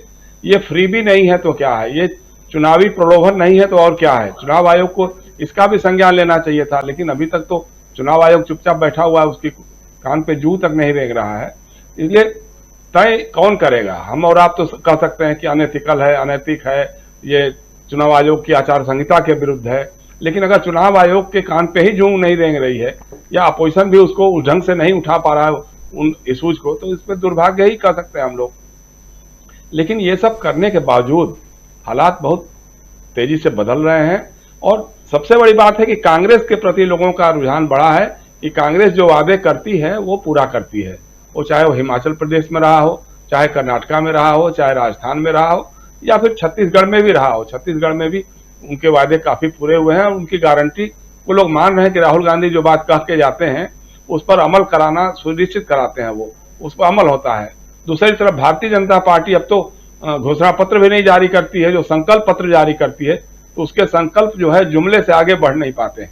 तो लोगों में इसको लेकर के साफ साफ दिखाई देता है कि भाई जुमलों की बरसात तो हम 2014 से ही देख रहे हैं और उसका इंतजार कर रहे हैं, चाहे 15 लाख रुपए हो, चाहे पेट्रोल 35 रुपए लीटर हो, चाहे डीजल हो, या राशन की दुकानों पे जो चीजों के दाम हैं, इन सब के बारे में जो जो बातें कही थी 2014 से लेकर के अभी तक, उसमें एक भी लागू नहीं हो सकी है। लोग महंगे राशन खरीद रहे हैं, महंगा डीजल पेट्रोल और रसोई गैस, 200 की रसोई गैस छूट दे करके भी आज 900 रुपए के आसपास में रसोई गैस मिल रही है लोगों को। तो इस सब को देखते हुए, या बेरोजगारियों की फौज है उसमें जरा से भी कमी नहीं है। और सबसे बड़ी बात जो बौखलाहट में देख रहा हूं, या प्रधानमंत्री कह रहे हैं कि साहब, या भारतीय जनता पार्टी के लोग कह रहे हैं कि साहब जो लोग राम का अस्तित्व नकारते थे वो लोग भी आएंगे, उनको 100 साल के लिए दंडित कीजिए, 100 साल तक उनको सत्ता से तरसाइए। भाई किसको मूर्ख बना रहे हैं आप? खुद अगर हैं तो आप अपनी मूर्खता अपने पास रखिए। राम जन्मभूमि का ताला राजीव गांधी ने खुलवाया था, राम जन्मभूमि मंदिर का शिलान्यास राजीव गांधी के समय कांग्रेस की सरकार ने कराया था। तो अब उसके बाद आप कह रहे हैं कि वो राम का अस्तित्व ही नकार देते हैं। ऐसा किसको आप मूर्ख बना रहे हैं? लेकिन अब कुछ भी बौखलाहट में उनके पास जो है कोई बात भी करने के लिए कोई नहीं है। एक बात बार बार जो हो रही है कि 2024 और 2023 के चुनाव के बारे में, इसी तरह के बारे में भाजपा के जो रणनीतिकार वो कहते हैं कि साहब वो तो ठीक है, 2018 में भी राजस्थान हार गए थे, छत्तीसगढ़ हार गए थे, मध्य प्रदेश हार गए थे, कर्नाटका में भी रिजल्ट विपरीत आया था, लेकिन उसके बाद जब 2019 का चुनाव हुआ था तो फिर मोदी जी को बम्पर मेजॉरिटी मिली थी, बीजेपी को बम्पर मेजॉरिटी मिली थी। तो लोकसभा का अलग होता है, विधानसभा का अलग होता है। हमने एक बार उन लोगों से जरूर कहा ये बात कई बात में कि साहब एक बार इस बात का जरा सा रिसर्च करवा लीजिए, शोध करवा लीजिए, जो खासतौर से जो चुनावी पंडित हैं वो लोग जो रिसर्च करते हैं उनसे पूछ लीजिए कि 2019 का जो चुनाव हुआ, पुलवामा अगर नहीं होता, बालाकोट अगर नहीं होता तो चुनाव के नतीजे क्या होते। जिस तरह से 1990 में राजीव गांधी जी की हत्या जब तक नहीं हुई थी उस समय कांग्रेस की सीटें कम थी, और जब राजीव जी की हत्या हो गई उसके बाद कांग्रेस की सीटें बढ़ गई, नरसिम्हा राव जी प्रधानमंत्री हो गए। उसी तरह से अगर पुलवामा का हमला नहीं होता या कराया नहीं जाता, जो भी कह सकते हैं आप, सतपाल मलिक जी तो कुछ और बातें बोलते ही रहते हैं, आज तक पुलवामा के हमले के बारे में कोई जांच हुई कि नहीं हुई, जांच रिपोर्ट आई कि नहीं आई, देवेंद्र सिंह नाम का एक जो पुलिस का अफसर पकड़ा गया था उसका फलाफल क्या हुआ, अभी तक किसी को कुछ भी नहीं मालूम है। तो अगर पुलवामा नहीं होता, अगर बालाकोट नहीं होता, अगर फर्जी राष्ट्रवाद की धूम नहीं तैयार की गई होती तो नतीजे क्या होते, इस पर लोग चुप हो जाते हैं। तो या क्या 2024 के पहले फिर एक बार पुलवामा जैसा कुछ कराएंगे लोग, राष्ट्रवाद की फिर लौ जगाने के लिए कुछ एक नया तरीका सोचेंगे। कभी कहते हैं लोग कि आप पीओके पर हमला कर सकते हैं, पीओके पे कुछ दिनों के लिए कब्जा कर सकते हैं, या इस तरह की लगातार चीजें हो रही हैं। अच्छा, दूसरा ये कि इस तरह की जो धर्मांतता फैलाई जा रही है, नफरत की जो खाई फैलाई जा रही है, जब इजराइल का मामला हुआ, फिलिस्तीन का हुआ तो हम फिलिस्तीन मुसलमान हो गए, इजराइल हिंदू हो गए, मणिपुर हो गया तो माइती हिंदू हो गए, कुकी ईसाई हो गए, अल्पसंख्यक हो गए। ये जो भावना जिस ढंग की फैलाई जा रही है, चुनावी लाभ के लिए जो किया जा रहा है, उसके नतीजे कितने खतरनाक होंगे हम तो ये सोच करके डर जा रहे हैं। लेकिन अब है जो है तो है, मुझे लगता है ये है कि ये 5 राज्यों का चुनाव ये हारेंगे, उसके बाद इनकी बौखलाहट बेचैनी और बढ़ेगी। तब हो सकता है कि इनका रूप कुछ और दिखाई दे, जब जिस तरह से राजनीतिक विरोधियों को प्रताड़ित करने की बात है, ईडी कभी पहुंच जाए, कभी सीबीआई पहुंच जाए, कभी इनकम टैक्स के छापे पड़ने शुरू हो जाए। जो जो राजनीतिक विरोधी है, या तो भारतीय जनता पार्टी या सीबीआई, ईडी, ये सब लोग सर्टिफिकेट दे देंगे साहब भारतीय जनता पार्टी में जो रह रहा है, जो राजनीति कर रहा है वो दाग बेदाग है, कोई उस पर दाग नहीं लगा। हरिश्चंद्र के अवतार ये सारे भाजपा के लोग हैं, और जो अपोजिशन की राजनीति कर रहा है वो सब महाभ्रष्ट हैं, ये हैं, दुष्ट हैं। तो एक परिभाषित करके दिखा दिए ताकि लोग मान लेंगे कि हाँ भाई ठीक है, ये अपोजिशन की राजनीति कर रहे हैं, प्रधानमंत्री के खिलाफ कुछ बोल रहे हैं, संसद में बोल रहे हैं, अडानी के खिलाफ कुछ बोल रहे हैं, तो जरूर है भ्रष्ट ही होंगे, इनके घर जरूर पहुंचा दो ईडी और सीबीआई को। और जो उनके साथ जुड़ जा रहे हैं, अब अजित पवार से ईमानदार आदमी तो आज की राजनीति में कोई हो नहीं सकता है। वो जो हिमंता बिस्व शर्मा है, जिसको अमित शाह जी कहते थे कि साहब दुनिया का सबसे भ्रष्ट राजनेता कोई है तो हिमंता बिस्व शर्मा है। अब उससे बड़ा ईमानदार तो इस समय इस धरती पे कोई और राजनेता हो नहीं सकता है। इसके बारे में एक बार अमित शाह जी से किसी जर्नलिस्ट ने पूछने की हिमाकत कर दी तो अमित शाह जी ने कहा छोड़िए भैया, अब सब इस सब बात पे बात नहीं करेंगे। ये तरीका है। तो इसलिए राजनीति का जो पैमाना बदल रहा है, अगर इस पैमाने को ध्वस्त नहीं किया गया, अगर 2023 से लेकर 2024 तक के राजनीति कुछ और दिशा में नहीं गई, तो हमको लगता है कि आने वाले दिन और ज्यादा खतरनाक हो सकते हैं, हम सबके लिए हो सकते हैं। असहमति का स्वर रखने वाले, प्रतिरोध की आवाज बुलंद करने वालों के लिए ज्यादा खतरा हो सकता है। जी बिल्कुल बिल्कुल जयशंकर गुप्त जी, जो बात आप कह रहे हैं वो उसमें काफी दम है, और असहमति के स्वर को दबाने की कोशिश, आवाज को बंद करने की कोशिश जो होती रही है, और उसमें कैसे जांच एजेंसियों का दुरुपयोग कहें या सत्ता पक्ष की तरफ से कहा जाए तो सदुपयोग जो कर रहे हैं वो कितना वो आने वाले समय में इस देश की दिशा को आगे चेंज कर सकती है, उस पर हम आने वाले समय में चर्चा जरूर करेंगे। हमारे साथ अमलेंदु उपाध्याय जी भी बने हुए हैं। अमलेंदु जी, कैसे आप देखते हैं, और खासकर जो 5 राज्यों के चुनाव हैं, इन राज्यों के चुनावों में कैसे मोदी जी फंस गए हैं, इसकी हम चर्चा कर रहे हैं, और कैसे राहुल गांधी और प्रियंका गांधी ने मोदी जी को फंसा दिया है, ये हम चर्चा कर रहे हैं। और ऐसे देखा जाए तो मुद्दों की बात अब अगर आप रखते हैं, आप उसूलों की बात करते हैं, तो जनता भी वही चाहती है कि हमारे लिए एक पार्टी क्या कुछ करने जा रही है। 5 साल के जो पिछले 5 साल के वादों पर कितना अमल किया गया और अगले 5 साल के वादे क्या हैं, इन दोनों का तुलनात्मक अध्ययन जनता भी करती है। जनता उतनी मूर्ख नहीं है, और जो जितने अंदर तक यानी कि गांव-गांव में बैठे हुए लोग हैं, वो भी बहुत अच्छी तरह से जानते हैं कि हमारा अधिकार क्या है। तो ऐसे में क्या लगता है आपको कि क्या सचमुच यहां फंसे हुए नजर आ रहे हैं मोदी जी, और अगर मोदी जी फंस गए हैं तो बीजेपी फंस गई है, ऐसा माना जाए? निश्चित तौर पर राजीव जी, मोदी जी तो ज्यादा ही फंसे हुए हैं, और मोदी जी चूंकि फंसे हुए हैं तो भाजपा भी फंसी हुई है। आजकल भाजपा मतलब मोदी जी, और मोदी जी मतलब भाजपा जो है वो यही हो गया है, और पिछले 9.5 साल से यही हो रहा है। अब जो इस तरीके से मोदी जी फंसे हुए हैं, अब उस पर चर्चा मुझे लगता है कि होनी चाहिए, और मोदी जी ज्यादा ही गंभीर तौर से फंसे हुए। लेकिन राजीव जी, कल नोटबंदी की बरसी थी, बकौल स्वामी जी पुण्यतिथि थी। अमलेंदु जी, 1 मिनट रोकना चाहूंगा। ये बहुत इंपॉर्टेंट अखबारों की कतरन है, फ्रंट पेज है, ऊपर पत्रिका लिखा हुआ, ऐसे तमाम अखबार हैं, इसमें अपना अखबार भी है, नीचे है, जिसका वो दिख नहीं रहा, मास्टहेड नहीं दिख रहा है। ये 7 तारीख को दोस्तों, जिस दिन छत्तीसगढ़ में चुनाव था, पहला मतदान था, उस दिन का ये अखबार है, फ्रंट पेज है। स्पेशली आप लोगों के लिए ये इसको लेकर आया हूं। मैं अपनी टीम को कहूंगा कि जरा इसके ऊपर वाले जहां फोटो है उसको जरा एक्सपोज कीजिए। अगर इसको एनलार्ज कर सकते हैं, बड़ा करके दिखा सकते हैं, तो जो फोटो है ये देखिए, इस फोटो को थोड़ा और थोड़ा आगे लेकर आ सकते हैं तो लेके आइए। इस फोटो में, हाँ थोड़ा नीचे कीजिए, इसमें फोटो में जरा खोज के दिखाइए कहां है मोदी जी, कहीं दिखाई दे रहे हैं क्या? नड्डा साहब बड़े फोटो में दिखाई दे रहे हैं, लेकिन उसके अलावा कोई कहीं भी दूर दूर तक रमन सिंह साहब दिखाई दे रहे हैं, छत्तीसगढ़ के तमाम नेता दिखाई दे रहे हैं, लेकिन क्या कहीं नरेंद्र मोदी दिखाई दे रहे हैं आपको? जी नहीं, बिल्कुल नहीं दिखाई दे रहे हैं। इसमें आखिर क्यों नहीं दिखाई दे रहे हैं? ये इस पे चर्चा हम लोग पहले कर चुके हैं, फिर करेंगे चर्चा। चलिए इसको हटा लीजिए और सीधे अमलेंदु उपाध्याय जी के पास आते हैं। अमलेंदु जी, अपनी बात रखिए, आगे बढ़ाइए प्लीज। जी राजीव जी, तो हम लोगों ने ये दिखाई दिया, पोस्टर दिखाई दिए कि किस तरीके से मोदी जी के पोस्टर जो उतर गए हैं, नड्डा जी के पोस्टर लग गए हैं।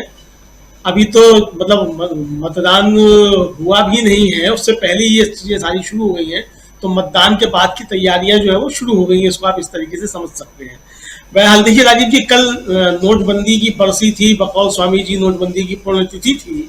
ये भी देख लीजिए, ये भी देख लीजिए, ये मध्य प्रदेश का है, ये मध्य प्रदेश का, यहाँ भी मोदी जी गायब हैं। तो अब आप समझिए कि कल नोटबंदी की पुण्यतिथि पर प्रधानमंत्री के मुंह से एक शब्द नहीं निकला, न भारतीय जनता पार्टी के किसी नेता के मुंह से नोटबंदी पर कोई एक शब्द निकला। राहुल गांधी ने जब कल नोटबंदी को लेकर के मोदी जी को घेरा और सरकार को घेरा, और खड़गे जी ने जब ट्विटर पर लिख करके घेरा इस सरकार को, तो आज प्रधानमंत्री के मुंह से निकला है कि जनता ने मोदी जी की नोटबंदी की पॉलिसी को सराहा था। अब वो किसने सराहा था, किसने नहीं सराहा था, वो अलग का मसला है, लेकिन आज जो है वो निकला।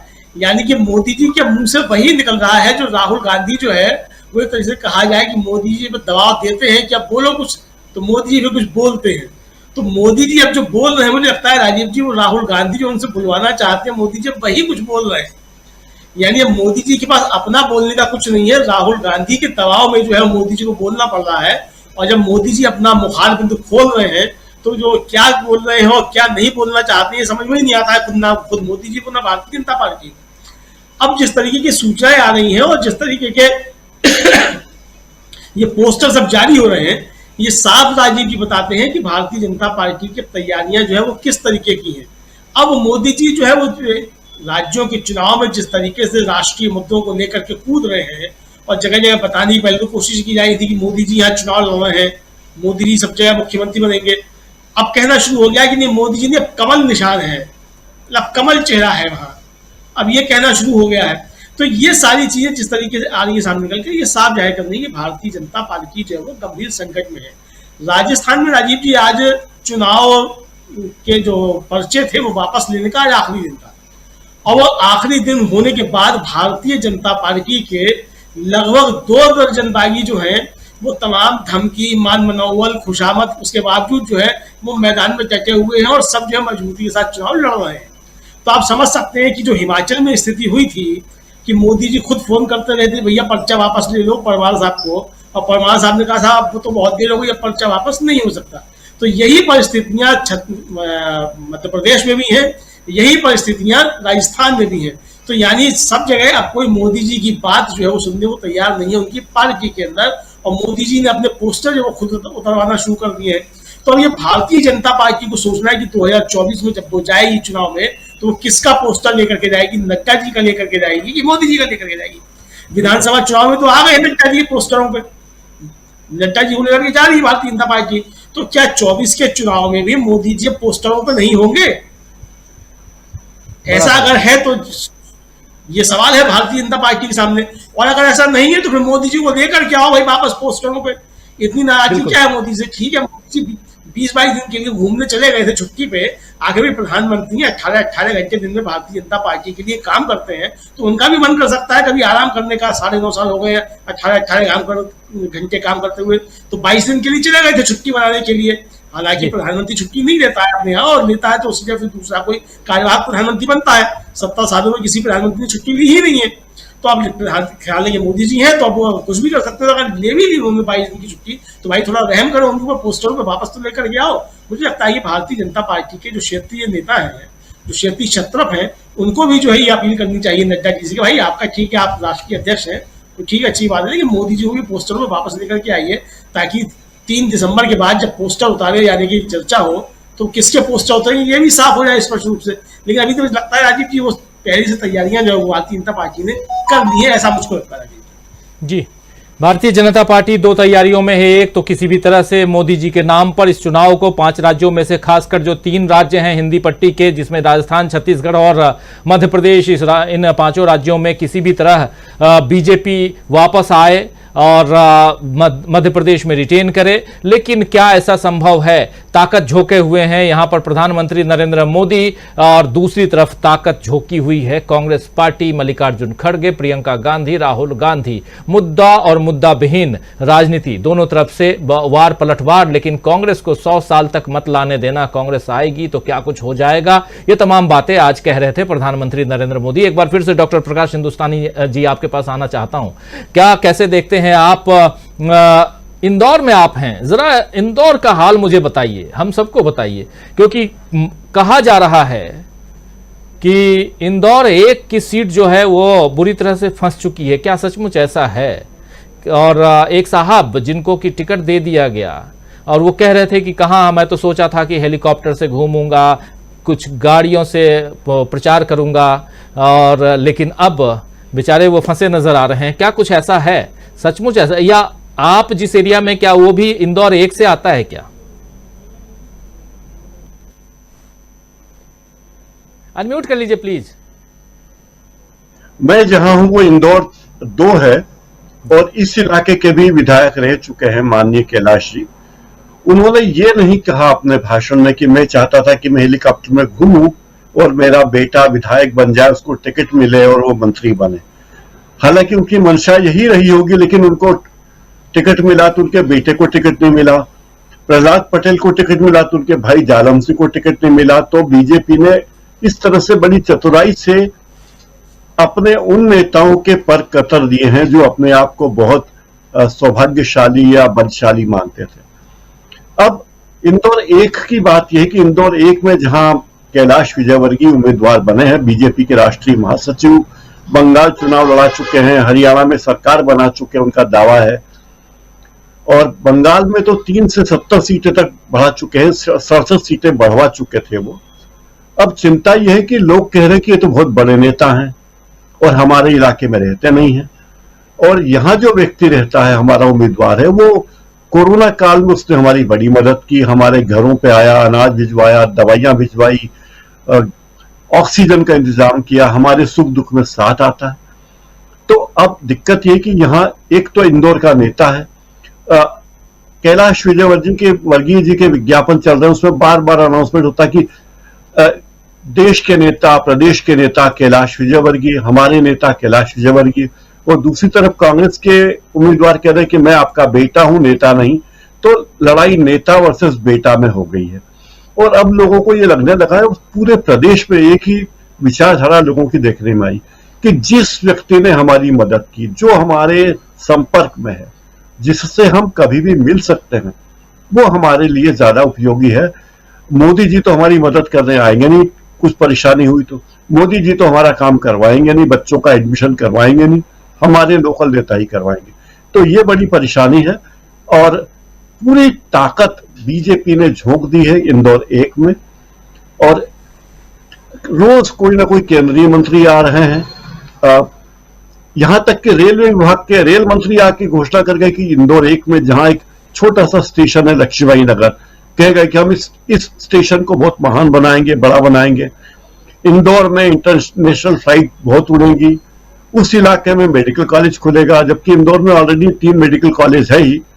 तो ये सारी बातें कही जा रही है, लेकिन फंस गई है कुर्सी। और शायद कैलाश विजयवर्गीय जी ने भी नहीं सोचा होगा कि ऐसी स्थिति होगी। यही हाल मैंने अभी नरसिंहपुर में देखा, जहां प्रहलाद पटेल केंद्रीय मंत्री को उम्मीदवार बना दिया गया। हम छिंदवाड़ा में कॉफी पी रहे थे तो वो आए कॉफी हाउस में, इंडियन कॉफी हाउस में, और उनसे काफी बात हुई। उन्होंने कहा नहीं, मेरे भाई ने मेरे लिए सीट छोड़ी है, मुझे यहां फंसाया नहीं गया।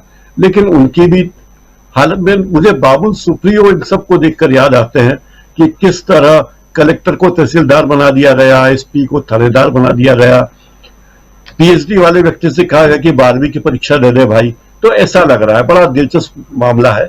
लेकिन जिस तरह की राजनीति के माहिर हैं कैलाश विजयवर्गीय, दिक्कत उनके सामने ये आ रही कि सामने वाला उम्मीदवार भी उस तरह की राजनीति में बहुत माहिर है। कैलाश विजयवर्गीय जितना फंड इकट्ठा कर सकते हैं, उससे ज्यादा फंड उस उम्मीदवार के पास अपने खुद के पास है। जितना कार्यक्रम, जितने संपर्क उस व्यक्ति के अपने क्षेत्र में है। कैलाश विजयवर्गीय तो 10 साल से चुनाव लड़ ही नहीं रहे थे, तो उनके संपर्क इंदौर से कट गए थे, दिल्ली के नेता हो गए थे, तो बड़ी मुश्किल है। लेकिन बीजेपी ने इंदौर को प्रतिष्ठा का प्रश्न बनाया है। इंदौर आमतौर पर आरएसएस का गढ़ रहा है और यहाँ की 5-6 सीटें आरएसएस के गढ़ के रूप में है, उन्हें जीतना मुश्किल है। लेकिन इंदौर 1 में जो फांस बीजेपी के गले में फंसी है, इसके बहुत सारे सबक है। एक बात तो है कि कैलाश विजयवर्गीय के बेटे का टिकट कट गया है, अब वो भी कह रहे कि मैंने अपना टिकट खुद स्वेच्छा से कटवाया है और दूसरे की मदद कर रहा हूं। तो दिलचस्प मुकाबला है।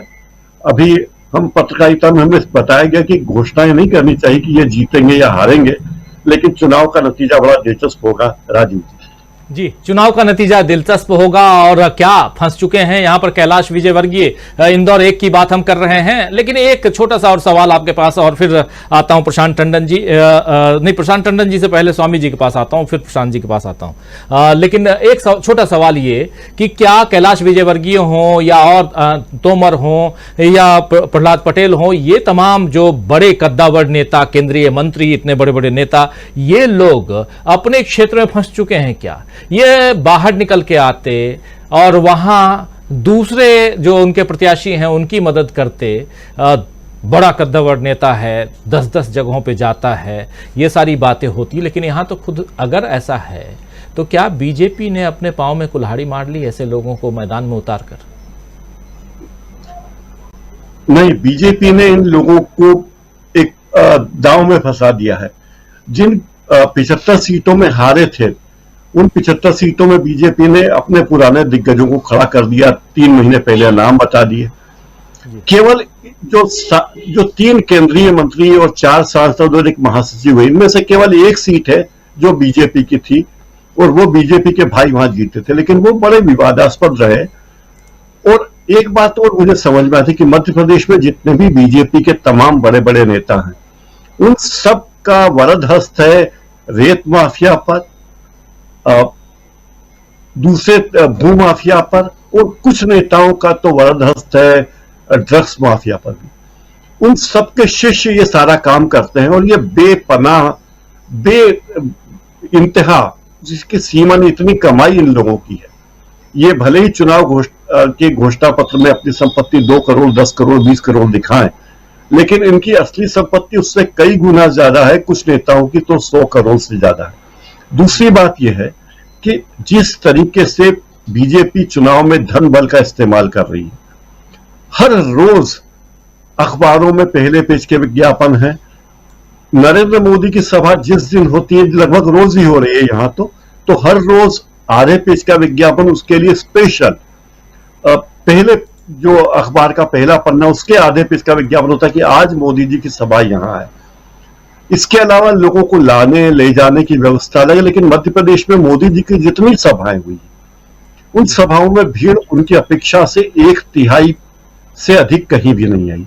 जहां 50,000 लोगों की अपेक्षा थी वहां 8,000 लोग आ रहे हैं, जहां 10,000 लोगों की उम्मीद थी वहां 3,000 लोग आ रहे हैं। ये क्योंकि लोग अब नहीं आना चाहते भाषण सुनने के लिए। दूसरी बात है कि लोग थक गए एक ही एक तरह की भाषा सुनने। जैसे सतना में मोदी जी की सभा में 12-13,000 लोग आए थे, उम्मीद थी कि 50,000 लोग आएंगे, नहीं आ रहे लोग। छतरपुर में 15,000 लोगों से अधिक नहीं आए, 50,000 लोगों की भीड़ की संभावना थी। नीमच की सभा बड़ी चर्चित थी, उन्होंने कहा था कि 1 लाख लोग आएंगे। बने रहिए, परिचर्चा अभी जारी है। वीडियो को लाइक और शेयर कर दीजिए और चैनल को सब्सक्राइब कर लीजिए। आइए आगे सुनते हैं इस परिचर्चा। लेकिन 20,000 से ज्यादा लोगों के बैठने का इंतजाम ही नहीं था, तो इतने लोग नहीं आए। तो जिस जगह पर जितनी भीड़ आनी चाहिए उतनी भीड़ मोदी जी के लिए नहीं आ रही। और दूसरे नेता तो नाराज भी हो गए। नड्डा जी इंदौर आए थे, तो जब इंदौर जिले की एक सभा में वो गए तो 150 लोग भी नहीं थे। तो नड्डा जी उम्मीदवार पे बहुत नाराज हुए, बीजेपी के कार्यकर्ताओं पे नाराज हुए, संघ के कार्यकर्ताओं को उन्होंने संस्कृत में श्लोक सुनाए और कहा कि तुम 200-150 लोगों के लिए मुझे बुला रहे हो, पार्टी अध्यक्ष को, तो तुम्हारी क्या हैसियत है। यानी लोग नड्डा जी को तो भी सुनने कौन आएगा, वो तो पार्टी के कार्यकर्ता होंगे या पेड वर्कर्स होंगे, लेकिन कोई इनको सुनने के लिए नहीं आना चाहता। तो इससे स्पष्ट है कि इन्हें अपनी हालत समझ में आ रही कि क्या हो सकता है। दूसरी बात है कि राजनीति में कुछ भी हो सकता है। बड़े बड़े दिग्गज जब अटल बिहारी वाजपेयी हार सकते हैं, संजय गांधी और इंदिरा गांधी हार सकती है, तो इन लोगों को कोई भ्रम नहीं है कि हम जीतेंगे ही।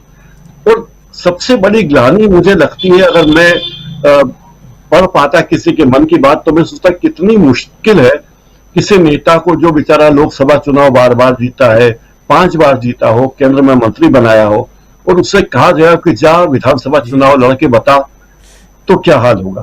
तो मुझे लगा कि अच्छा ही है कि हम राजनीति में नहीं है, और राजनीति में नहीं है तो बीजेपी की राजनीति में नहीं है। कम से कम हम अपनी बात खुल के कह तो सकते हैं। राजीव जी जी बिल्कुल, बहुत सारी बातें बहुत शानदार ढंग से आप बता रहे थे।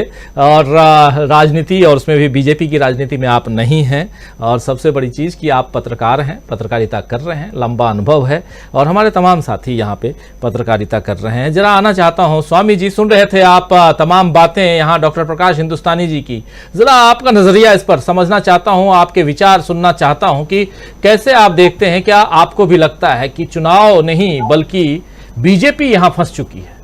कहा जाता है ना कि चुनाव फंस गया है, चुनाव फंस गया है, लेकिन यहां पार्टी फंसी हुई दिखाई दे रही है क्या? देखिए राजीव जी, पिछली बार दीपक जी ने एक बात कही, उन्होंने कहा प्रबुद्ध जन बैठे हैं इस पैनल में, तो मैं उन्हें ये बताऊं कि जो सरकार की नीतियां हैं वो समझना बुद्धिजनों का काम नहीं है, प्रबुद्ध जनों का काम नहीं है। इस सरकार ने जब कृषि नीति बनाई और 3 कानून लाए तो किसानों को समझ में नहीं आया कि वो कानून क्या हैं। जब वो ये अग्निवीर कानून लाए तो ये जवानों को और बच्चों को समझ में नहीं आया कि वो कानून किसके लिए है और क्यों है। और जब वो ओल्ड पेंशन स्कीम को उन्होंने लागू नहीं किया, और कांग्रेस की जहां जहां सरकार बनी उन्होंने ओल्ड पेंशन स्कीम लागू कर दिया, सरकारी कर्मचारियों को समझ में नहीं आया कि सरकार की नीति क्या है। तो ये सरकार की नीति समझने के लिए मेरे ख्याल से बुद्धिजीवी होना आवश्यक नहीं है, और जिस चीज की आवश्यकता है वो हम बन नहीं सकते, पहली बात। दूसरी बात यह है कि यह कहा गया राम जन्मभूमि पे इलेक्शन होगा।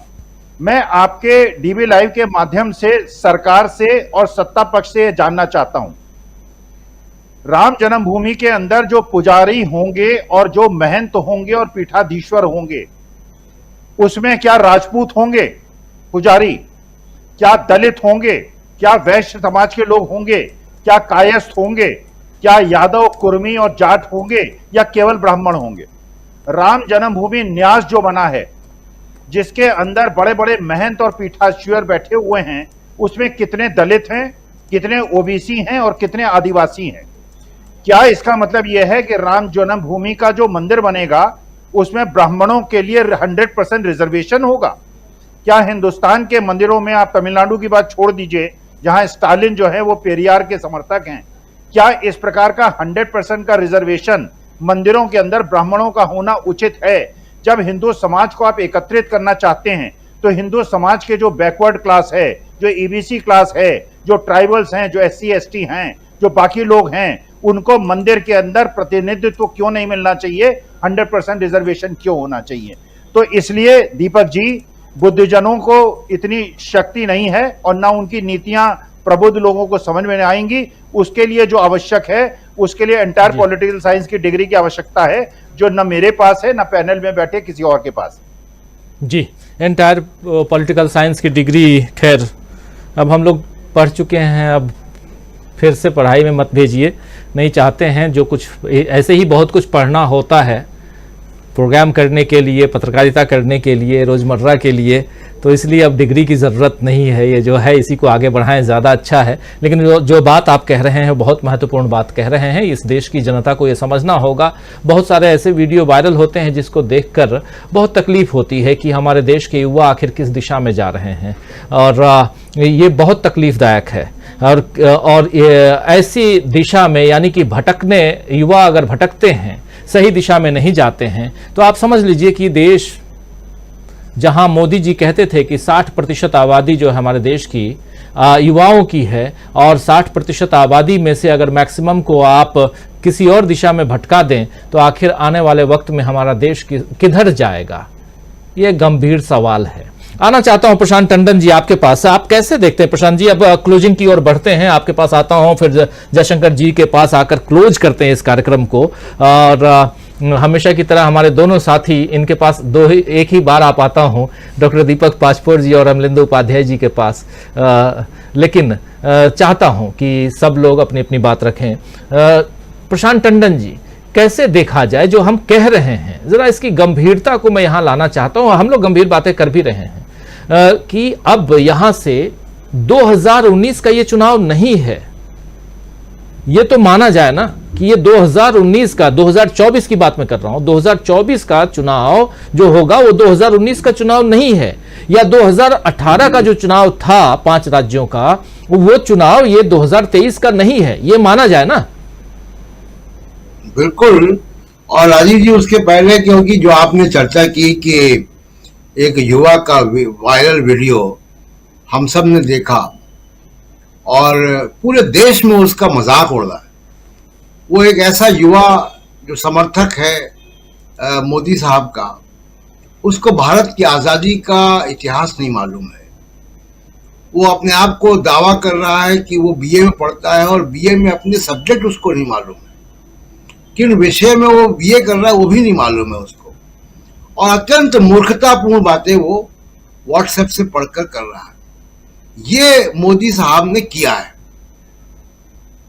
कि एक ऐसी मूर्खों की फौज बनाई है जिनका देश भर में मजाक उड़ रहा है। और ये क्या करेगा युवा? मतलब ये क्या, कौन सी नौकरी करेगा, कौन सा इम्तिहान पास करेगा? और फिर ऐसे ही लोग अपराधों में जाते हैं, ऐसे ही लोग समाज में एक बहुत ही नेगेटिव रोल प्ले करते हैं, दंगे करते हैं। ये इस तरीके के लोग इस तरीके की काम करते हैं, सोशल मीडिया में आके ट्रोल करते हैं लोगों को। और ये बड़े अफसोसनाक बात है कि भारत का प्रधानमंत्री पढ़ने के लिए, उज्जवल भविष्य के लिए, नौकरियों के लिए, कुछ अच्छा करने के लिए प्रेरित नहीं कर पा रहा है। उनके जो प्रेरणा से मिले हुए लोग हैं वो इस प्रकार की बातें करते हैं कि जो महात्मा गांधी को, नेहरू को और सुभाष चंद्र बोस और भगत सिंह के महत्व को ही नहीं जानते। ऐसे युवा इस देश का क्या करेंगे? दूसरी बात की देखिए, जो 2024 का चुनाव है, या आपने अभी विधानसभा के 18 और 23 के चुनाव की तुलना की, एकदम वाजिब तुलना है। और जैसा जयशंकर जी कह चुके हैं, 2019 में जो हुआ वो 2024 में नहीं होगा। बहुत सी बातें पब्लिक प्लेटफॉर्म पे यहाँ पे हम लोग नहीं बात कर सकते, लेकिन 2019 में जो हो गया उसकी स्वीकार्यता या उसका गो अहेड या उसकी मदद जिस तरीके से सिस्टम के अंदर से आ गई थी, अब वो नहीं आएगी। इस बात की मुझे बहुत इस बात का विश्वास है कि इस इलेक्शन में 2024 के लिए सिस्टम के अंदर से वैसा सपोर्ट नहीं मिलेगा कि जो मर्जी आए वो कर लो चुनाव जीतने के लिए। तो मोदी साहब को 2024 का चुनाव वास्तविकता के आधार पर, जमीन पे जो हो रहा है, जातिवार जनगणना के आधार पर, नौकरियों के आधार पर, आरक्षण के सवाल पर, इन सवालों पे, महंगाई के सवाल पर, सरकारी योजनाओं के क्रियान्वयन के सवाल पर, जुमलों के सवाल पर लड़ना पड़ेगा। ये कोई अब ऐसा कुछ नहीं हो सकता है कि आपने कुछ कर दिया और वो एकदम से हवा बदल गई और विपक्ष जो है वो वॉकओवर देने को मजबूर हो गया। 2024 में ये नहीं होने जा रहा है। और 2024 में एक बात और होने जा रही है राजीव जी, 3 दिसंबर के बाद, अभी आप देखिए चुनाव के पहले कैलाश विजयवर्गीय जो वहां आए, जिनकी चर्चा हो रही थी, वो हेलीकॉप्टर पे उड़ने की ख्वाहिश से पहुंचे थे मध्य प्रदेश और उनको चुनाव लड़ने को कह दिया गया। वो गुस्सा जाहिर कर रहे थे अपना।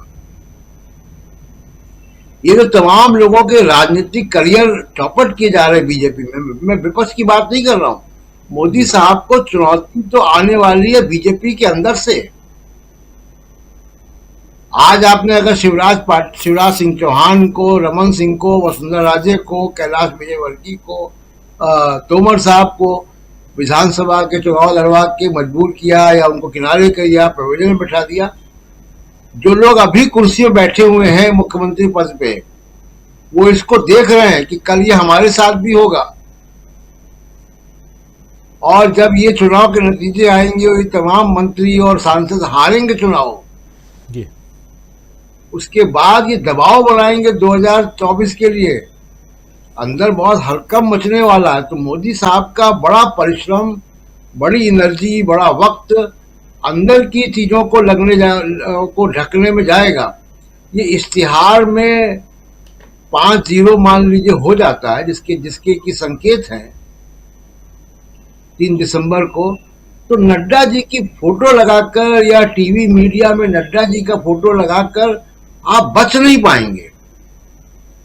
ये मतलब जिसको कहते हैं ना कि एलिफेंट इन द रूम, आप उससे नकार नहीं पाएंगे इतनी बड़ी सच्चाई से कि आप ढोल लेकर 5 राज्यों में गए, 5 में तो नहीं गए, मिजोरम में नहीं गए, और उसके बाद भी अगर आप चुनाव में उस ढंग से परफॉर्म नहीं कर पाते हैं तो इसकी जिम्मेदारी लेनी पड़ेगी। और इस बार इतना आसान नहीं होगा राजीव जी। जी बिल्कुल, इतना आसान नहीं होगा ये चुनाव। 5 राज्यों के चुनाव में से एक राज्य का चुनाव खत्म हो चुका है और मतदान छत्तीसगढ़ में भी 20 सीटों के संपन्न करवाए जा चुके हैं, लेकिन उसके अलावा अभी 3 फेज के मतदान बाकी हैं। 17 तारीख, 25 तारीख और 30 तारीख को मतदान होना है इसी महीने, और 3 दिसंबर को रिजल्ट है। 3 दिसंबर के बाद 4 दिसंबर से संसद का शीतकालीन सत्र शुरू हो रहा है। ये जानकारी आप लोग तो शायद आप लोगों के पास होगी ही।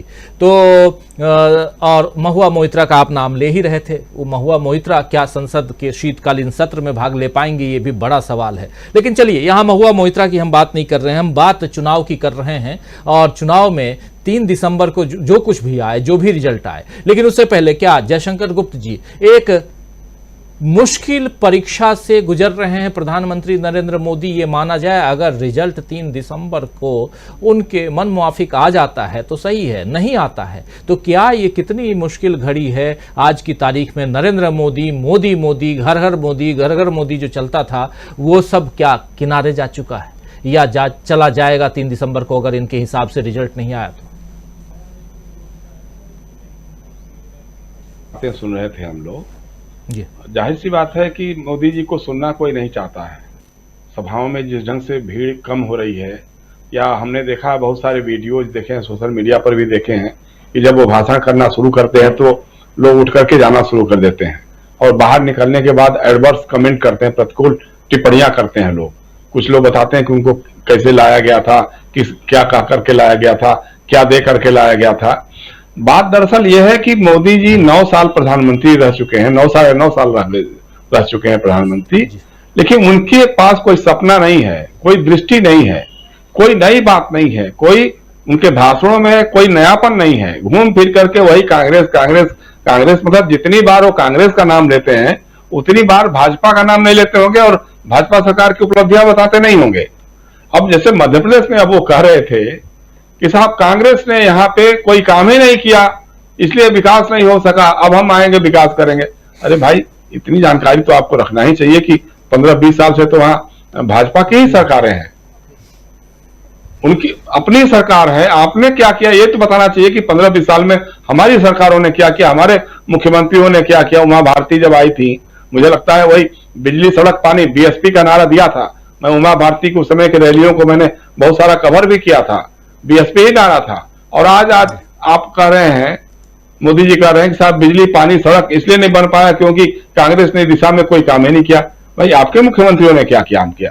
तो एक तो या तो उनके पास जानकारी नहीं रहती है, या फिर वो हवा में बोलते हैं, जुमला उछालते रहते हैं, लोग सोचते हैं तालियां पीटेंगे, क्योंकि उनके लोग सामने बैठे रहते हैं सामने की कतारों पे, तो वो टीवी पर देखने में अच्छा लग जाता है।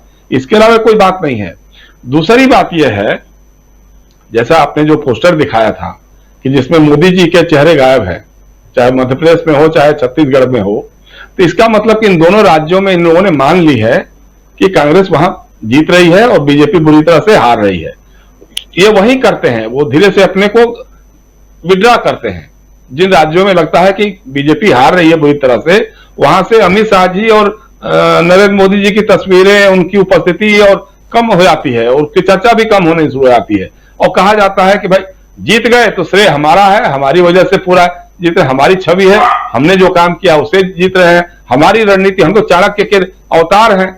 और जब हार जाते हैं तो पता लगा स्थानीय लोग जिम्मेदार हैं, लोकल नेतृत्व ने कुछ किया नहीं, मुख्यमंत्री ने कुछ किया नहीं, इसलिए हम नड्डा जी को फंसा रहे हैं। नड्डा जी बेचारे 3 न 13 उनकी तस्वीर लगा करके बीच में लग रहा कि वही इस बारात के दूल्हा हैं। तो एक तो ये चीज है। दूसरी बात किसी हमारे साथी ने कही थी कि मोदी जी अपने साथ जो है स्थानीय नेताओं को नहीं ले जा रहे हैं, उनको नहीं बुलवा रहे हैं, उनसे नहीं करवा रहे हैं। लेकिन ये इतिहास में पहली बार शायद हुआ है कि किसी राज्य के मुख्यमंत्री ने, सत्तारूढ़ राजनीति के मुख्यमंत्री ने मना कर दिया हो कि हम प्रधानमंत्री के साथ मंच शेयर नहीं करेंगे। आप स्थानीय नेताओं को ले जाए न ले जाए आपकी मर्जी है, लेकिन किसी राज्य के मुख्यमंत्री जो राष्ट्रीय जनतांत्रिक गठबंधन के मुख्यमंत्री हैं, मिजो नेशनल फ्रंट के जोरामथंगा साहब, वो कह रहे हैं कि हम प्रधानमंत्री जी के साथ मंच शेयर नहीं कर रहे हैं। ये इतिहास के साथ पहली ऐसी घटना होगी कि सत्तारूढ़ राजनीति का मुख्यमंत्री अपने देश के प्रधानमंत्री से कह रहा हो और प्रधानमंत्री हिम्मत नहीं जुटा पा रहे हैं। चलो ठीक है, मिजो नेशनल फ्रंट के मंच पे आप मत जाते, आप बीजेपी का वहां मंच लगाते, लेकिन आपकी हिम्मत नहीं पड़ रही है कि आप मिजोरम में जाकर के अपनी सभा कर सके, क्योंकि आप मणिपुर बगल में नहीं गए। मणिपुर और मिजोरम जुड़ा हुआ है, एक समस्याएं भी एक दूसरे से जुड़ी हुई हैं। तो मुझे तो लगता है कि मिजोरम में शायद खाता भी इस बार खुलने वाला नहीं है, ऐसे भी नहीं खुलता, लेकिन इन परिस्थितियों में तो वो भी दिक्कत हो गई है। दूसरी बात, एक जो बात हो रही थी बार बार जो आ रही थी, भारतीय जनता पार्टी ने एक नई राजनीति प्रयोग शुरू किया है, जो केंद्रीय मंत्रियों सांसदों को विधानसभा का चुनाव लड़ाने का। यानी अब विधानसभा के जो विधायक रहे हैं या राज्य सरकार में जो मंत्री रहे हैं, उनसे कहा जाएगा कि अब तुम ग्राम पंचायत का चुनाव लड़ो, ब्लॉक प्रमुख का चुनाव लड़ो। अब ये हालत ये आ गई है। आप सोचिए, कल्पनातीत, मतलब संपादक जिसे कहो कि आप उस संपादकीय का काम करिए, जाइए अब रिपोर्टिंग कीजिए, लोकल रिपोर्टिंग करिए, म्यूनिसिपैलिटी कवर करके आइए, मतलब ये हालत हो गई है। दूसरी बात यह है कि मतलब ये तो बुद्धि का दिवालियापन, राजनीतिक रणनीति का दिवालियापन कहा जा सकता है, क्योंकि जो सांसद होते हैं, जो संसद का चुनाव, लोकसभा का चुनाव जीतते हैं, वो अपने नेता के पक्ष में लहर चलती है तो जीत जाते हैं, उनके खिलाफ लहर चलती है तो हार जाते हैं। वो विधानसभा क्षेत्रों में तो उनका कोई खास दखल नहीं होता है, क्योंकि लोकसभा का क्षेत्र बहुत बड़ा होता है, तो सबको जानते पहचानते भी नहीं है। उनका एजेंट के रूप में काम तो विधायक करता है, या विधानसभा का जो चुनाव हार गया होता नेता वो करता है, उसके भरोसे चुनाव लड़ते हैं। अब उनकी जगह आप चुनाव लड़ने लग गए तो जो विधायक रहा है वहां पे या जो विधानसभा का चुनाव पिछले चुनाव में हार गया होगा, अब उसके लिए तो कोई भविष्य नहीं है वो पंचायत का चुनाव लड़ने के अलावा। तो वो सोचेगा कि भाई ये सांसद महोदय को विदा करो, पहले इनको यहां से हराओ, निपटाओ, नहीं तो हमारा भविष्य ही खत्म हो जाएगा। पता नहीं किसने सुझाव दिया था मोदी जी को और अमित शाह जी को, लेकिन जो भी इनके दिमाग में रहा हो, ये बहुत गुमराह करने वाली रणनीति है। प्रहलाद पटेल हो चाहे नरेंद्र सिंह, और नरेंद्र सिंह तोमर जी चुनाव लड़े और पता लगा उनके बेटे का वीडियो वायरल हो गया कि कितने करोड़ रुपए का सौदा कर रहे हैं, क्या कर रहे हैं, उसके बारे में कोई चर्चा ही नहीं हो रही है। ना तो भारतीय जनता पार्टी तो भ्रष्टाचार पे 0 टॉलरेंस की बात करती है, तो उस समय उनको कर देना चाहिए, लेकिन गजब है भाई। इसी तरह से दूसरी जो बात आई थी कि एक इनके पास मुद्दा बन रहा है कि राम जन्मभूमि का मंदिर का, चूंकि मंदिर इन्होंने क्लेम कर रहे हैं कि हमने मंदिर बनवाया, जो मंदिर बनवाएंगे उनको हम फिर से लाएंगे, इस तरह का नारा चलाने की बात कर रहे हैं। अब याद जैसे हमने बताया ना कांग्रेस ने जो किया था, अब इनका सुन लीजिए मेरे मुंह से। सुषमा स्वराज जी ने कहा था उस समय कि राम जन्मभूमि का मुद्दा हमारे लिए बैंक का बेरर चेक है, और बेरर चेक एक बार भुन जाता है तो बार बार नहीं भुना जाता है। ठीक, उसके बाद भारतीय जनता पार्टी के जो राष्ट्रीय अध्यक्ष थे, जो राष्ट्रीय स्वयंसेवक संघ से निकले हुए प्रचारक थे कुशाभाऊ ठाकरे जी, उन्होंने मुझे जयशंकर गुप्त को इंटरव्यू में कहा था, हिंदुस्तान अखबार में वो इंटरव्यू छपा था। जब हमने पूछा तो उन्होंने कहा कि भाई नदी पार करने के लिए एक नाव की जरूरत होती है, और नदी पार करने के बाद क्या जरूरी है कि नाव को कंधे पर लेके चला जाए, बाहर सड़क पर चला जाए। और ये जो महामहिम हमारे प्रधानमंत्री जी हैं, इन्होंने क्या कहा था, इन्होंने कहा कि भाई ये राम जन्मभूमि का मुद्दा जो है चुनाव में ताश के पत्ते की तरह से है कि हमने तुर्क का पता चल दिया, बार बार थोड़ा चलेगा वो।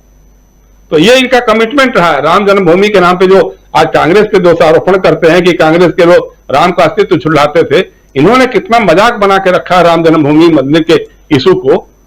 उसके लिए जितना नफरत का माहौल पैदा करना हुआ, राम के नाम पर जितना नफरत फैलाई जा सकती थी, वो एक सारे काम किया इन्होंने। लेकिन राम के प्रति कोई कमिटमेंट, आज राम के राज्य में उत्तर प्रदेश में मुख्यमंत्री है, गोरखनाथ पीठ के मुख्यमंत्री हैं, काशी हिंदू विश्वविद्यालय में एक बच्ची के साथ छेड़खानी होती है, अब पता लगा कि नहीं उसके साथ सामूहिक बलात्कार हुआ है, और अभी तक एक भी अपराधी पकड़ा नहीं गया है।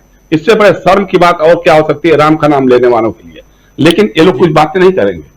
उत्तर प्रदेश में पूरी तरह से, मध्य प्रदेश में लड़कियों की इज्जत आबरू खतरे में पड़ी हुई है, रोज बलात्कार की घटनाएं हो रही हैं, रोज बलात्कार के बाद हत्या की घटनाएं हो रही हैं, लेकिन कहीं कोई सुनने वाला नहीं है। तो ये सारी बातों का कहीं ना कहीं जनता हिसाब करेगी, 2023 में भी हिसाब करेगी, 2024 में भी हिसाब करेगी। इसको लेकर के भारतीय जनता पार्टी और राष्ट्रीय स्वयंसेवक संघ के नेतृत्व में बहुत बौखलाहट है। और यह भी सुनने में आ रहा है कि अगर ये 5 राज्यों में 5/0 अगर हो गया भाजपा के लिए, तो हो सकता है कि भारतीय जनता पार्टी के अंदर खाने, खासतौर से राष्ट्रीय स्वयंसेवक संघ की तरफ से दबाव पड़ेगा कि मोदी जी आपकी उम्र भी 75-75 होने जा रही है, आप भी कृपा करके अब थोड़ा सा आडवाणी जी की तरह आराम करिए, बहुत काम कर लिया आपने। तो ये संभव है, जैसा प्रशांत कह रहे थे, मैं उसको थोड़ा एलोबरेट करके कह दे रहा हूं कि कहीं ना कहीं ये बातें अंदर से उठने लग गई हैं कि अब वो तुरुप का पत्ता नहीं रहे कि उनके नाम पे लोग वोट देना शुरू कर दें, भीड़ जमा हो जाए, सुनने के लिए लोग लाखों की संख्या में पहुंच जाएं। क्योंकि बोलने के लिए कुछ नया नहीं है, कोई सपना आपके पास है नहीं, पढ़ाई लिखाई उस ढंग से कुछ नहीं है। एंटायर पॉलिटिकल साइंस के अलावे जो है देश की समस्याओं के बारे में, बेरोजगारी की समस्याओं में, ये महंगाई हो या विदेश नीति को लेकर के आपके पास कुछ भी नया नहीं है जिसको आप लोगों को परोस सकें, लोगों को सपना दिखा सकें कि भाई 9 साल हो गया, मेरा 10 साल पूरा होने जा रहा है, अगली बार अगर हम आएंगे, हालांकि वो तो खुद कहते हैं कि हम ही आएंगे, लेकिन अगर हम आएंगे तो क्या करेंगे, ये उनके पास कोई सपना नहीं बताने के लिए है। जी राजीव जी। जी बिल्कुल, कल प्रधानमंत्री नरेंद्र मोदी कह रहे थे कि जब मैं तीसरी बार आऊंगा तो देश को आर्थिक रूप से यानी कि तीसरे पोजीशन पर ले आऊंगा। कल ही कह रहे थे प्रधानमंत्री नरेंद्र मोदी, तो उनको तो लगता ही है कि तीसरी बार भी वही आ रहे हैं। लेकिन बड़ा सवाल है, क्या तीसरी बार आ रहे हैं प्रधानमंत्री? आशा है ये कार्यक्रम आपको पसंद आया होगा।